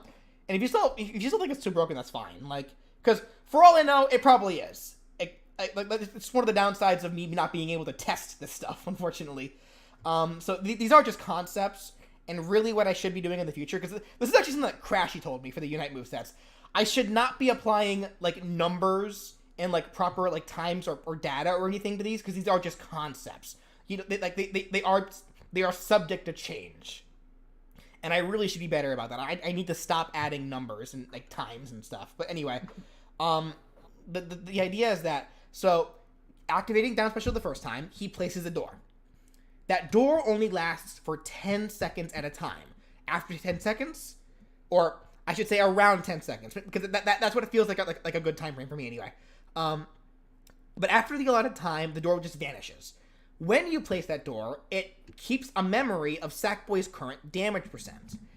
And when you use down special a second time while that door is still present, Sackboy will self-destruct and reappear from the door with the damage percent that he had at the moment when he placed the door. Then the door will just vanish. So a lot of people are worried about how it's just too broken because you effectively can just never take damage. But I do want people, for the most part, to kind of remember some of the aspects here and how Smash is. For starters, yes, you could potentially, erase 10 seconds worth of damage, assuming you even took damage during that time. Like, let's say you place a door and then take, 5% of damage. Do you really want to use your reset to only reset 5% of damage when you can only use this special 5 times per stock? It's really only worth using, well, for one, for the quick teleport. That itself is already really good. Like, being able to, to predetermine your teleports and go anywhere on the map, that's already really good. But then, yeah, the healing obviously is good too. But your opponent obviously is going to be keeping that in mind. And what they're probably going to be doing is only hitting you bit by bit to make it not worth using the teleports. Because then when the door vanishes and you place a new one, remember, it's not going to remember the percent you had before. It'll remember your current. So it's up to you how you use it. And you can be pressured into using it too. And then I guess the last big thing that I think a lot of people kind of forgot about is the weight that I made Sackboy. He is incredibly light.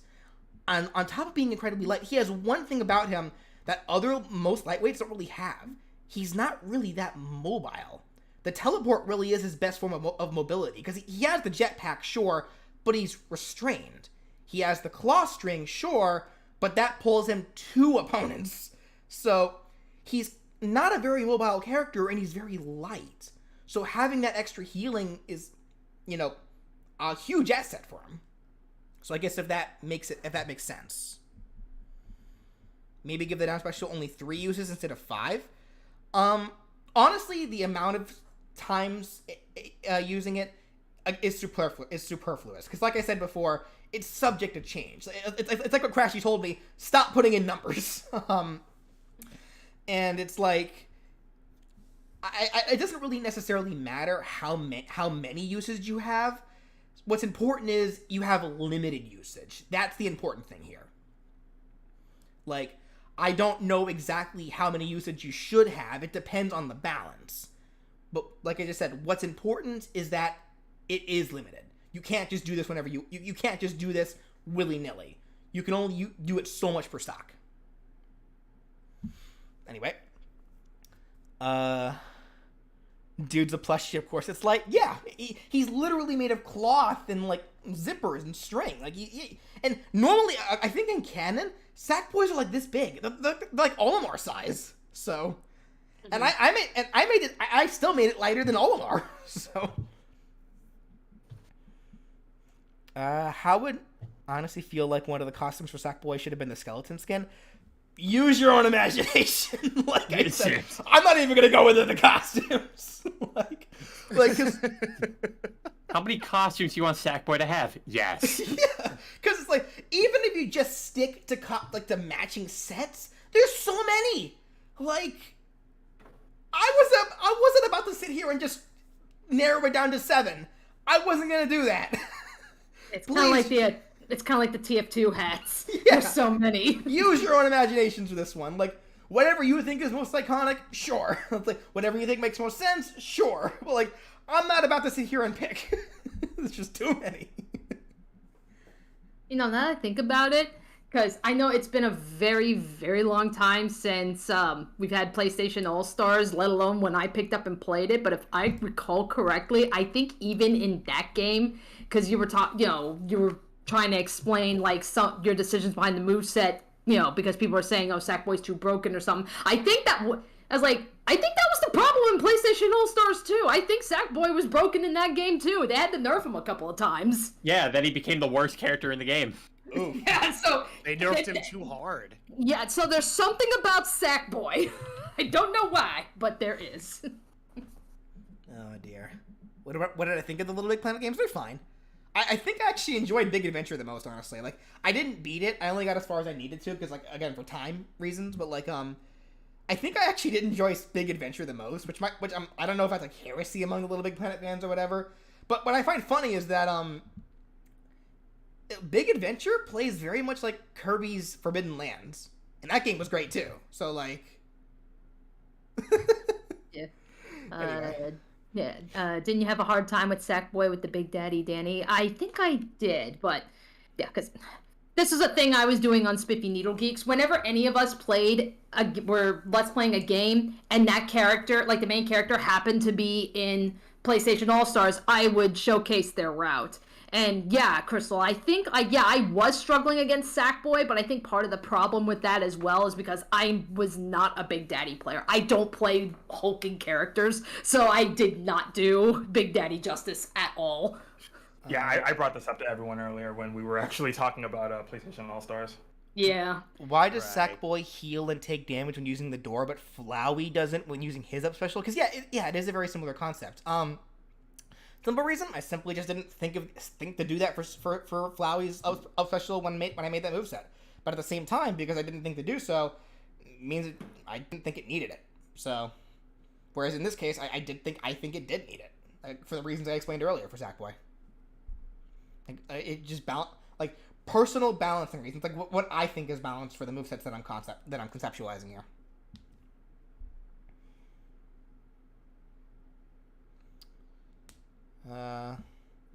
When can you reset? Anytime or only in particular states? Not when launched or in a combo or launch. Yeah, like obviously you can't do it during hit stun because that's hit stun. Like you can't just obviously it's like if you can't just, if you're launched away and if you're launched and are about to hit the blast zone, you can't just do it in the middle of being launched because that's hit stun. So if you get launched, you can't just save yourself with the door. Like you have to get out of hit stun first. In most cases, especially for the lightweights, if they're launched, they're not making it back because they're gonna hit the blast zone before they get out of that hit stun. So no, you can't do it out of hit stun. You can only do it when you have control of the character. Because no, if you can literally save yourself by using a teleport special to go back to the stage in the middle of being launched, that is broken. That is unbalanced. But in this case, no, you cannot do that in this case. Yeah, because that's something Meta Knight could do with his up special in Brawl. Just cancels all backwards momentum and just recovers back to the stage for free. Why didn't you have the final smash for Sackboy having Sackboy call help from Oddsock, Swoop, and Toggle? If I'm perfectly honest, I actually didn't care for those three at all. I thought I just like the sticker idea more. I saw someone earlier asked, what would Kirby look like if he swallowed the Sackboy? Cloth Kirby? No, Kirby Epic Yarn! Kirby Epic Yarn, there it is. Yeah, it's like, you want Kirby's Epic Yarn in Smash, that's how he'd have to do it. Yeah, it turns into Yarn Kirby. The It turns into Yarn Kirby, there you go. Yeah, yeah, so I guess if you ever get back to those streams where you draw Kirby ults, you get up to Sackboy, it's just... Google search, find the closest Google search, JPEG of Google Yarn search Yarn Kirby Kirby and just copy paste. I did it, guys.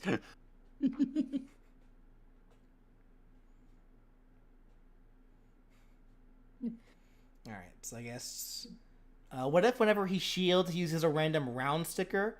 Like the round stickers end up different every time? Oh, it's like shield stickers? I don't see why not. He probably could. Somebody suggested if you place the sticker smashes over an opponent, the sticker gets applied to the opponent's texture for a bit. Well, that was the idea that I actually... Okay. Oh, I guess I didn't mention this. Oh. It's one of those things where it's like, I kind of wish I thought to say that, because I think that was actually an initial idea that I had. I think I just forgot to say it in the video, though, because that happens a lot sometimes. But that kind of was an idea that I had though, where yeah, like a sticker, like the part of the sticker that they get hit by actually like sticks to them for a little bit as they get launched. That's like a funny little detail. Where are Jak and Daxter? Where are their requests? over over there. at this point. Over there, over there, and over there. All right. I guess is there anything else for Sackboy?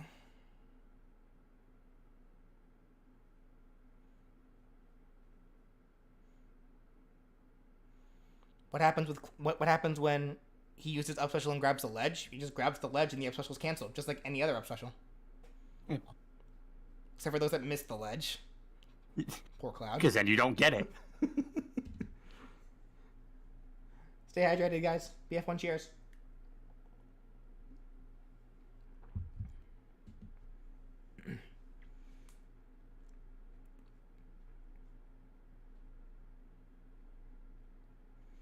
Do the random items for the neutral special have a theme? Circles, squares. Well, they have different shapes. Like they have like a variety of different shapes, and the shapes like affect like how the physics apply to them.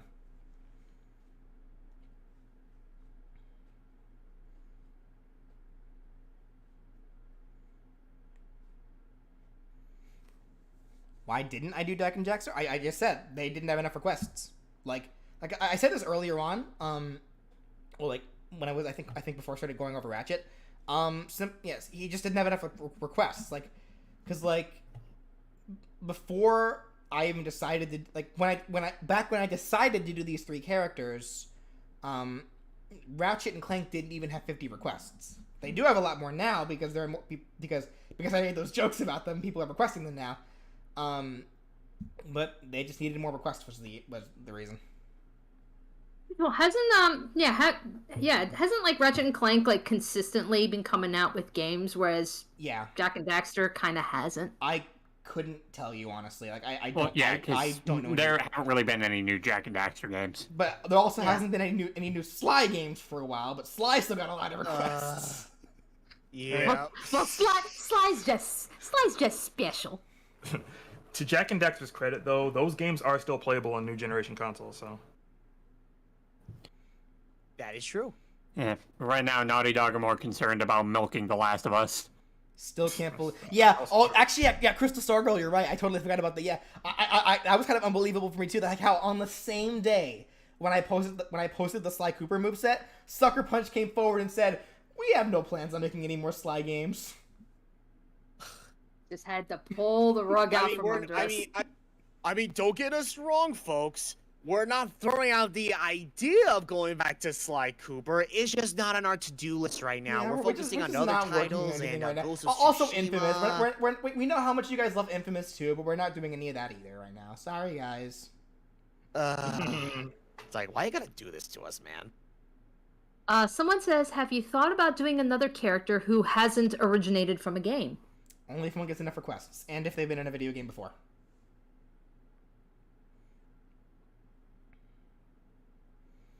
All right, so then are we good on Sackboy? Because if we are, I kind of want to go back and see if I can find those videos for Ratchet, like the PlayStation All-Star stuff. Because I want to see their movesets. Shameless plug. At the very least, I did play through Sly Cooper on Spiffy Needle Geeks.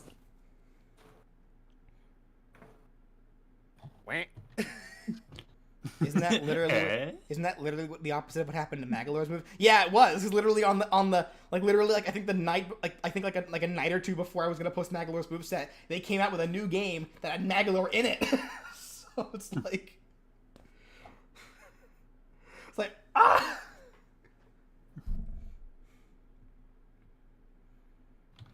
It's like, I hate this job sometimes. Do I know about Angry Birds Epic? The less we talk about that, the better.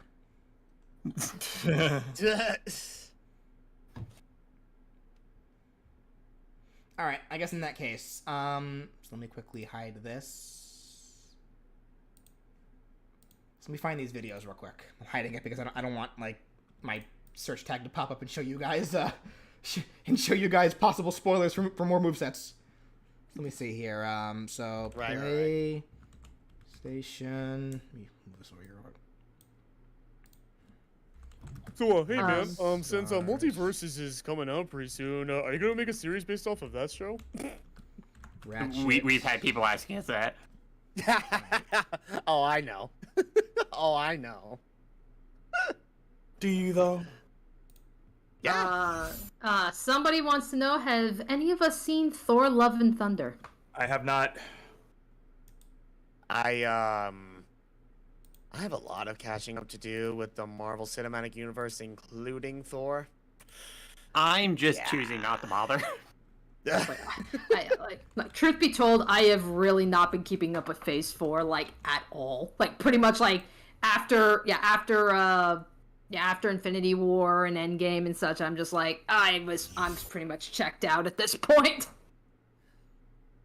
Yeah, the latest one that I recall ever seeing, and this was like years ago, I think it was, what was it? The second Avengers movie, with Ultron? Yeah, Age of Ultron. Yeah. Okay. And now it's like, oh man, honestly, if I'm gonna be like doing all this catching up with the Marvel Cinematic Universe at some point, it'll probably be once I pick up Disney Plus again. Guys, honestly, that seems like the most convenient way to watch all of those movies. Let me try to like get like kind of like respace this in a way so you guys can see it too. Yeah, no problem. Qualifications for an Echo Fighter. They have to have. So, They have to be. The model has to be able to fit the same exact skeleton, and their moves have to believably, they have to be the same. Okay.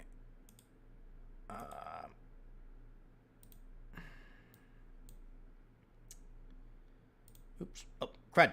Why'd I do that? There we go. Okay. Unrelated to anything right now, but Persona music slaps. That it does. The Persona series has very good soundtracks. Oh snap! I didn't even realize BJ was playing music in his stream. When I came on, I am not. It was like just dead silent. Yeah, I've been having my own playlist play on iTunes. Yeah, I'm not playing music because I'm probably going to at some point make stream highlights of these, and I want to make sure that I can just Okay, yeah. That's what I thought. Okay, so I'm not crazy. Okay. All right, I think that's kind of sloppy, but that's good enough right now. All right, so let's see. This is Ratchet and Clank.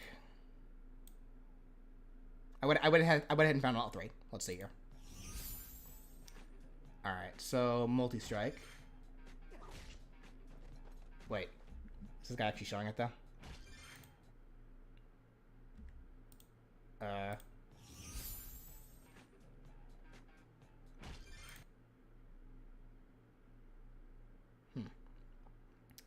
Okay, well, Comet Strike, so he does have that. I'm gonna assume when it says multi-strike, that means like the 3-hit combo, but this person only showed the one, so. And he did that close range, so I'm just gonna assume that is the proper Comet Strike.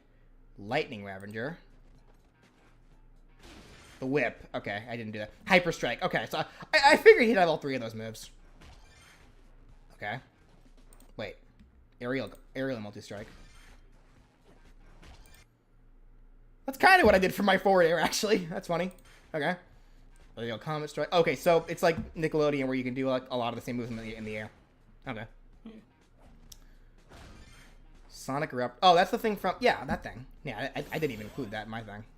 Okay. So you can like charge it up and... Yeah. The pistol. Okay, so I figured he'd have that. The Warmonger. Did he really? Wait. Why is... So they weren't kidding. That's... I mean, kind of? No, that pretty much is. Who am I kidding? So, how Ratchet uses the Warmonger here in PlayStation All-Stars is pretty much how I described him using it in my Smash moveset. Aims it in the air. Dang. Oh, the Buzz Blades. Oh, but that's not how I use them, though. So so he does have the Buzz Blades, but he shoots them at the ground, and they bounce up. I have them do what they actually do in the game, where they kind of like rapid go around them all. Okay. It's like, it bounces? Who designs a gun that bounces? Okay, just the aerial version of these, I guess.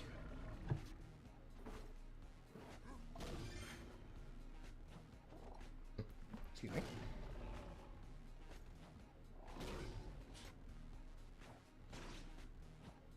Hey, buddy, can you like figure out how to do your tutorial here? I'm trying to watch. Hey, game journalist, am I right? Rude. Okay, so far, so the jab, which I guess is called the multi-strike, the comet strike, the hyper strike, the warmonger, which kind of caught me off guard there, the pistol, probably how they use that, I'm gonna guess. The warmonger still caught me off guard there. Plasma striker. Are you kidding me? His sniper rifle. And it literally does what... I'm mad. Oh, no. Oh. I did say I guess there'd be some coincidence, but that's so similar to what I did. God damn it. I didn't even look at it, and I still feel like I'm copying. Literally, like, you can, what? You can hold it, aim with the red lights. Does it show the circles? I'll be mad if it shows the circles. It doesn't look like it does. No. Agents of Doom? Oh, no, I didn't even have those.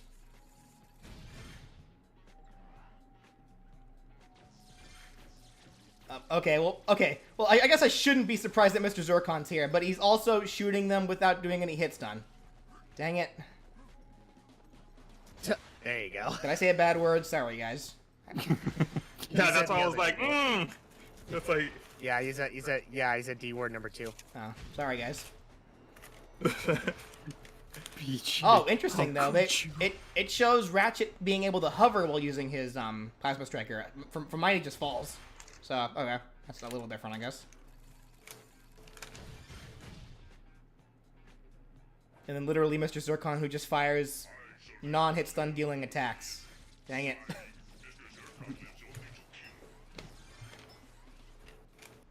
Okay, here's the stuck cannon. So yeah, I remember, people mentioning that. Oh, but you can literally carry them around with that, though, looks like. Okay, so, like I said, that is just... Okay, so he literally just uses the stuck cannon for all of his grabs and throws. The Rhino! Level 1. Kind of weak looking, though. It's like a short-range beam. It's, like, way different than... Yeah. I mean, if it's the level 1, I guess that makes sense. Yeah. Because mine literally is like the whole screen beam with like the missiles and such. Time to win. You are due. Oh, so they're bringing Kraken Time Clank as this second. Interesting. I didn't think he was that powerful. Careful. Fly to the Aphelon. Check us out. Time to do this. Oh, so like Samus's Smash 4 Final Smash. Okay. Yeah. Is that it? Yeah, that's it. Okay. Okay, so there were some similarities to mine. So yeah, like the jab, the comet strike, the multi-strike, or hyper strike. I guess technically the forward air, but I guess that's just using the jab in the air. The Warmonger still took me off guard there. I can't believe that was almost the same there. Jeez. The Plasma Striker, which I had as the Headhunter, but it's the sniper rifle. It just doesn't do the circle thing. The pistol, which I guess, okay. And then he had the Rhino. He had Mr. Zircon. Okay. No thruster pack, though. Or jetpack. He did have the Buzz Blades, but he used them way differently. Okay. Alright. Okay, so let's look at Sly.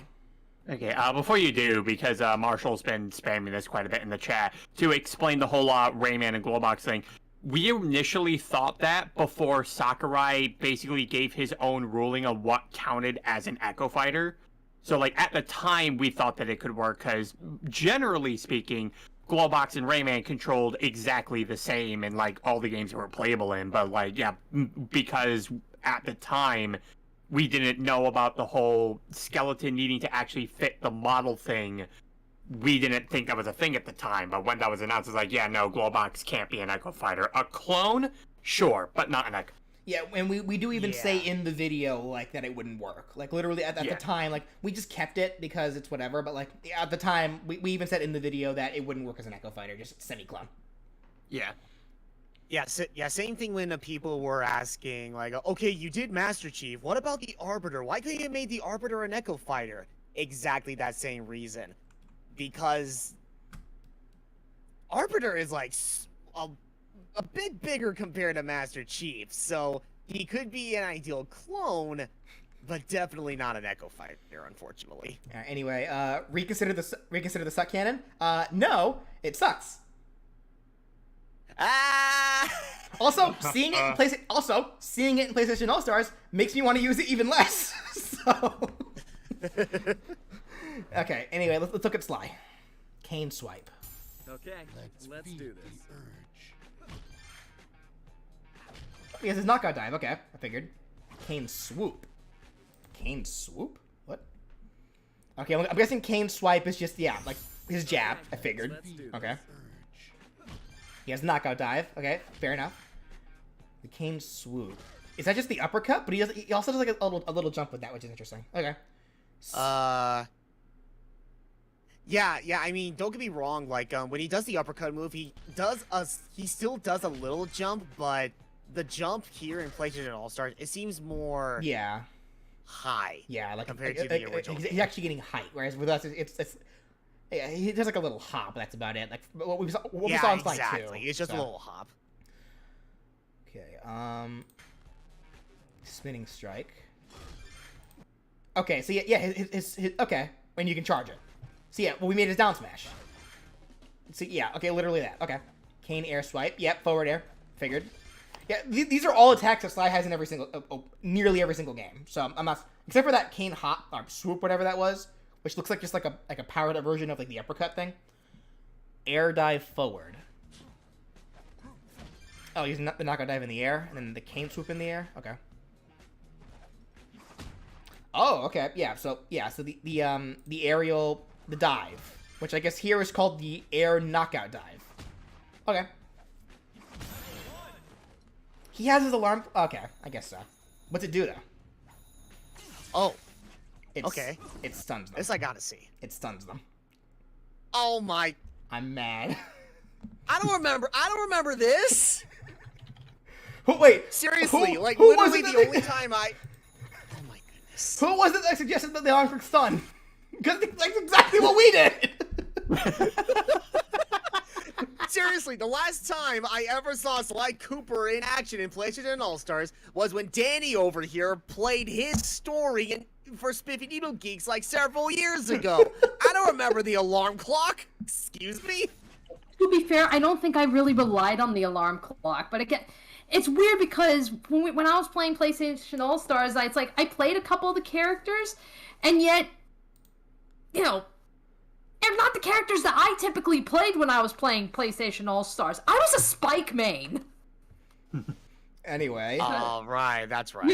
Yeah, so it's like, so that's where it's like, I played casually and stuff, I played a completely different character, but never got to show off because we never played Ape Escape.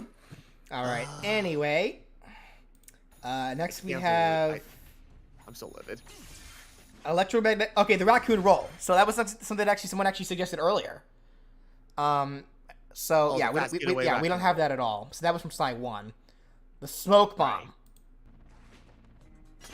Wait. Oh. What? Wait. Auto aim? Wait. What? Hold on. What was that? A teleport? Oh yeah. His smoke bomb was a teleport. Oh, that's way different from ours. Okay. The rage bomb. I mean, one could make the argument that even during, going from one spot to the other, he does briefly turn invisible, but even so... It looks like a quick teleport is what it does. The way they handled it, it's more like just for an aesthetic kind of deal. Yeah. Regardless, it's still a teleport. So yeah, there is still a bit of a difference with how we handled it. Alright, then what's the rage bomb? Oh, yeah. We didn't use that. What was yeah. that? Yeah, that's... Oh, did that force him to taunt? Huh. Interesting. Interesting. Yeah. Okay. Kane stun. Wait. Oh, interesting. He just stuns him in place with his cane. Charged Voltage attack. Oh.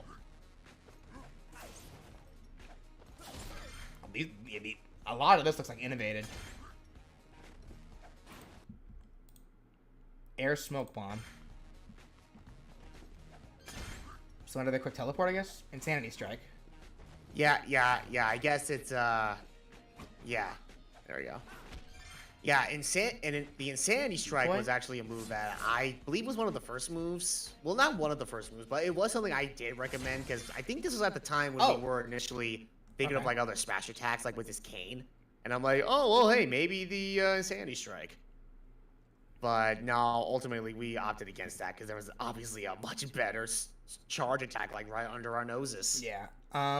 So he I guess he has his decoy as a counter attack, which stuns them. Interesting. Yeah. That I do remember that because I remembered pulling that off, and I know Ryan cracked up when he saw that. He's like, "Oh my God, it's the cutout!" And what was that I just saw?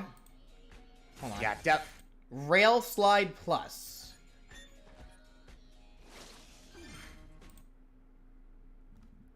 Huh. Hold up. Because it looks like... Oh, jeez. Ryan, that's effective. That's our stealth slide. No! Kinda. It looks like it does different things, though. It's the same exact, like, that animation. One doesn't count! That one does not count. They're referencing the rail slide. Where's the rail? It's the same animation. There's no rail to be had. Literally, there's this dashing slide forward. There's a dashing slide. That's what we had to do for the stealth slide, man. All right, well, you know what? All right, where's the item, Sly? Did you swipe? You should have been able to swipe his freaking chainsaw if that's the case. Come on. It looks like that's the only similarity, though, because after that, it leaves behind, like, this electric trail. Yeah, it's an electric trail. Get it? Electric rails. Ooh, but it's like, no. Stealth slide, that is different. I am livid. I think this is the most livid I've been with this. Again, with this whole I comparison thing expected right now. some coincidences because, again, we're using the same source material. But that one kind of just is like, oh my, he's doing this. It's like the same thing. Like, it does different stuff, but it's like the same animation idea that we had. Come on, man. Yeah, this so far is like the biggest coincidence out of all of them so far. Like, oh my goodness. All right, explosive barrel. Okay, we didn't have barrels at all. No. He actually goes into the barrel. Yeah. Oh, the cat mine. Oh, but it's actually like something. Okay, okay. So we had the cat mine, but it was for his up throw. So here, I guess it's more like a C4 here, I guess. Pretty much, yeah. Air decoy. To be fair, I think if I recall correctly, in your moveset, BJ, you were at least referencing all the games. I think they were primarily referencing Sly 1 for PlayStation All-Stars. It kind of looks like they are. Like, because they have the spin, like the cane spin, which started in Sly 2. The Rage Bomb and the Insanity Strike and like the Voltage Strike, I think those were also Sly 2, and I think Sly 3 as well. But yeah, it looks like a lot of this comes from Sly 1. Yeah, it looks like a lot of it is primarily focused on 1. Which I don't know why you'd want to reference the worst one out of the bunch, but I'm not a game designer. This guy's having a hard time landing his counters here. Game journalist, am I right? Dude, land your counter. No, it's okay. 10 times the charm. Air rail slide. Oh, wait, hold on. There is a difference. We might be okay. Wait, hold on. Okay. When it's used in the air, he does like this weird diagonal downward angle. Ours only ever goes straight forward. Why is that just the same thing? Why is that just the same thing Zero does in Marvel vs. Capcom? Yeah, you're right. Actually, I was about to say, what was that move called? Because I made that his side special. What was that move called? I'll look it up. Hold on, I can actually do the same. Let me see. With because I saw that, it's like, oh, I still have my Zero moveset Sonic here. and Samus vibes. No, it's Zero's move from MVCI in 3. Here he is. Raijosen? Yeah. Raijosen, okay. Oh. It's literally the same thing. So they turned Sly into 0? Alright, anyway. Yeah, so like here, when it used in the air, it does like this weird diagonal angle thing. Ours doesn't do that. Ours only ever goes horizontal. Yes. Air explosive arrow. Air mine cap. Yeah, it's just a C4.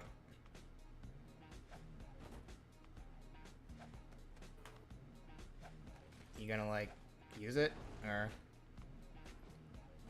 pause for dramatic effect? Man doesn't know how to use tutorials. There you go. Now. Oh. Forward throw. Right click. What was that? Wait. Okay, so Sly's forward throw in this game is him kicking off the opponent. Okay, that's interesting. Oh. Okay. The up throw. The golf club swing. What? They made that his up throw in this game. Okay, so funny story. So originally, we knew about the golf club swing thing because that was like I forget what the move was called. It was in Psy 4. Originally, Ryan and I were kind of thought about making that his forward throw, but then both Ryan and I were like, it's kind of stupid. And then Ryan thought of the actual spinning idea, which is what we went with. We liked that way more. But then PlayStation All Stars goes and uses the golf club swing. Oh man, But I it's an up throw, I that's see kinda the weird. golf club swing and I'm like, okay, I don't see that as a Sly thing. I see that as like something you see from Scrooge McDuck. Or Sly was in something, you know what I everybody's mean? golf. And now it's like PlayStation All Stars was like, about that. Look at this. It's like, oh, you think this idea is stupid, Ryan? Well, watch this. All right, and then we have the down throw, which $5 says it's going to be the silent obliteration. Oh boy. All right, what's your bets, folks? No, it was his stealth slam. Oh. Really? 0 out of 10 moveset. Wow. Interesting. So they made what we made for his back throw his down throw. Okay. I mean, you are slamming your opponent down, but you're moving him like backwards, like what a back throw is normally like. It's weird. Well, it said forward, up, and down throw. So I guess this game doesn't have a back throw then. I guess. All right. Unstoppable ally. Oh, I believe this Murray, is like his level first. one. Okay, so we're getting into his supers now. Okay. Okay, so Yeah, Murray shows up. That's when he whips out Murray. All right. Glad Flying I could Raccoon. help. Friend. Let's see, Ender Geos, that joke would work if BJ actually did look at the movesets. The jetpack from. Yeah, from Sly 1. Yeah. Weird. Yep. Okay. Yeah. To be yeah, fair, and then, he yeah. did use that to defeat Clockwork, so I guess I said something, but still, like. Yep, and then there's his ultimate. Recon. Yep.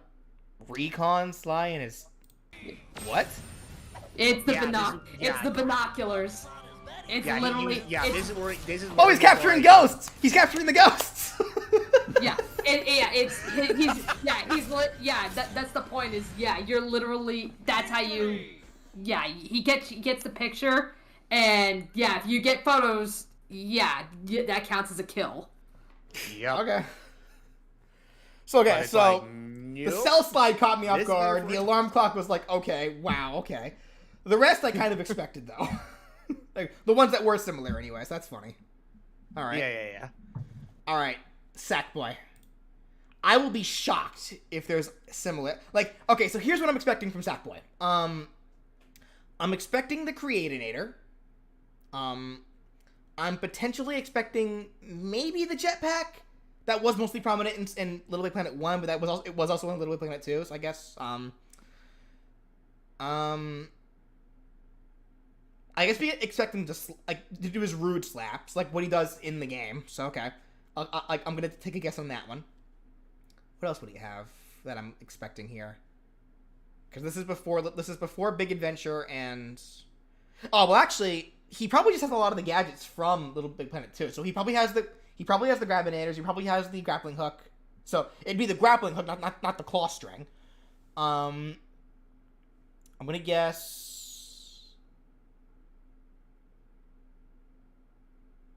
I don't know what else. I don't know what immediately come to mind, but I guess we'll say Slap Happy. Okay, so he does slap. Yep. Yeah. So literally his rude slap. So what I made for his side tilt. That's his jab in this game. Okay, fair enough. Bounce Pad Shield. What the heck? Okay. Grabinator Okay, so here's the Grabinators. My man suplexes. What? He has a command grab? That's funny. Okay. Gripple Grapple. So the grappling hook? Oh, but it goes only up. Okay, mine goes sideways. Okay, fair enough. Spinning Slap.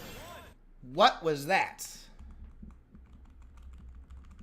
Spinning Slap?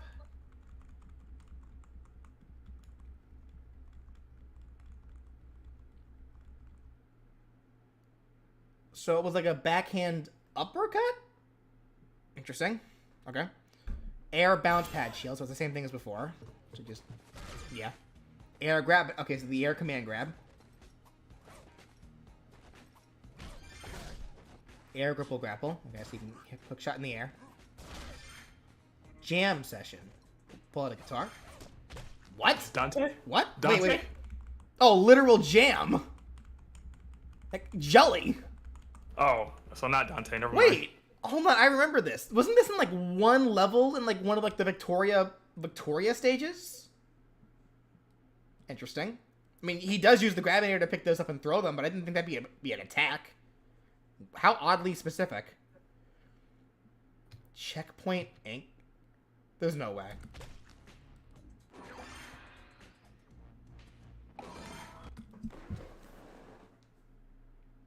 Layla, come here. Uh-oh. Oh, no. Layla.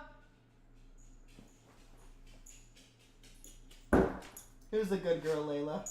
I need a stress relief pet right now. Who's a good girl, Layla? Who's a good girl? They actually did the checkpoint teleport. Does it heal him though? No. It doesn't? Okay. Good girl, Layla. Good girl, Layla.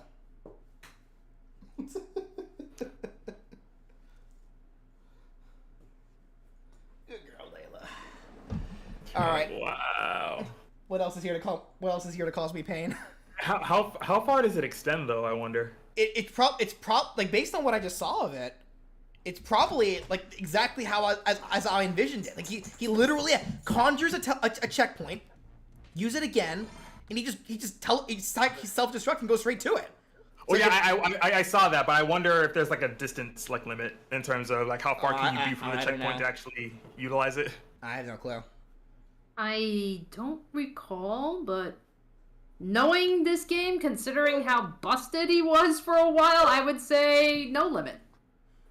Maybe they nerfed that too. Yeah. Well, I mean, considering getting knocked off stage doesn't really do much to you aside from putting you back on in a stun state. Like, I don't think a limit doesn't really mean much. That is true, because the only way you lose lives is you have to get hit by the super moves. That's like one of the biggest beefs about this game is like, it's the only way you can get kills is through the super moves. All right. Anyway, jetpacks. Oh, here's the jetpack corkscrew though. Somebody wants to see the dog. Oh, the dog already left. Sorry. Well, if the dog comes back, people want to see the dog. Okay, so they have the jetpack, but they turned it into a charge attack? Red line corkscrew. That's jam. They turned the jetpack into a Pikachu side special? It's kind of interesting. Okay. What? Not really how I Oh, imagined wow. it used, because it's not really ever used like that, but okay. Innovating, I guess. Jetpack jump. An uppercut? Oh, an uppercut. Okay. Jam session. Can I do Metal Sonic as an echo for Sonic? No, because I already did Metal Sonic with his own video. Air checkpoint anchor.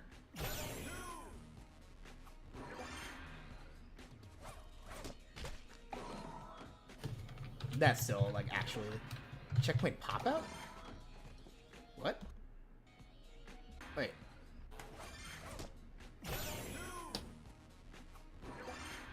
Oh, okay. Why didn't that count before? Actually, you know what I noticed here? Yeah, actually, that's a pretty good attention to detail, actually. Because I think it's actually safe to say that the checkpoint door isn't limited, because the checkpoint door he's summoning is an infinity one. Those are the doors that you can summon, come out of with no limit. So that's actually a cool attention to detail that he's summoning an infinity door. But yeah, that means there's no limit to it. Well, yeah. Well, what I was saying was, is there a distance limit? Not so much how many you can put up, but like I have no clue. the distance between, like, how far from the portal can you be to actually utilize it? Yeah, I have no clue. Anyway, okay.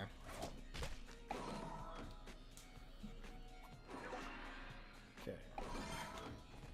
Air jetpack corkscrew. Air redline corkscrew. Here the jump cut because it gets took forever. Air jetpack jump.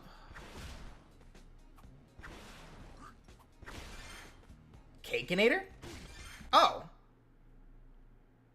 Okay, so he has the Cakeinator, but it's only the Cakeinator. Does it not do anything else?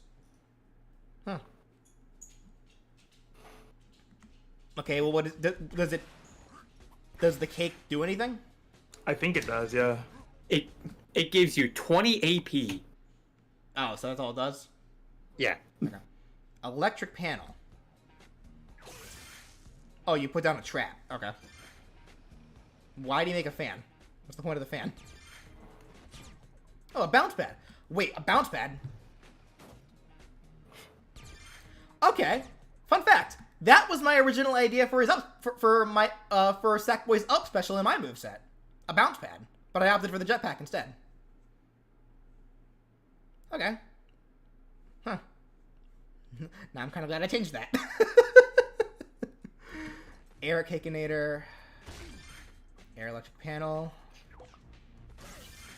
Air shooter. Air bounce pad. Boxing glove disguise surprise.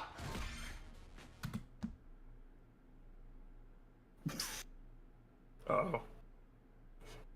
Are you guys kidding me right now? I thought I was being creative by letting him fight with the stickers. You're saying that was already done? Yes. That was his grab, though.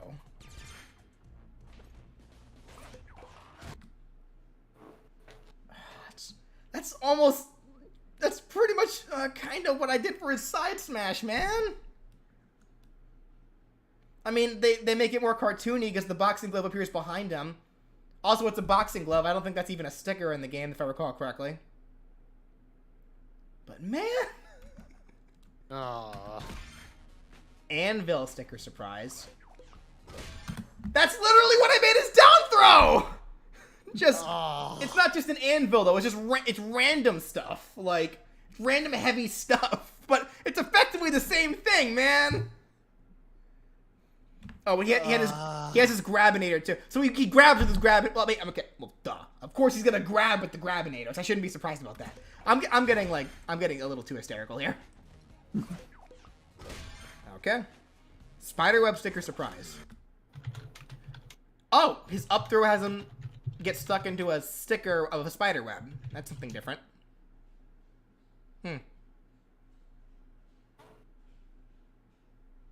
Costume dash. Okay, so we're getting into we're getting into specials, I guess. Costume dash.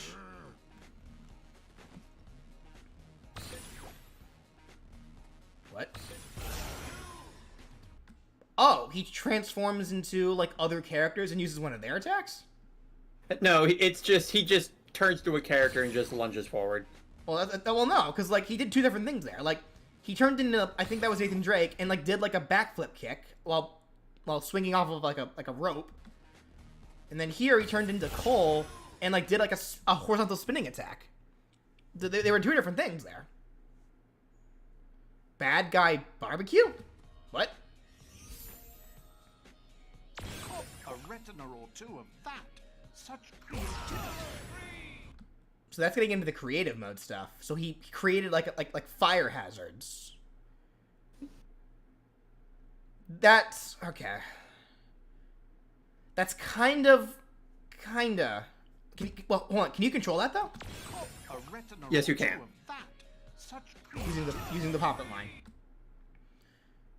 Okay, that's kind of what I thought of for his final smash with the stickers. But you're dropping, like, fire rocks on him as opposed to sticking stickers onto the screen. I mean, okay. Prize Bubble Roundup.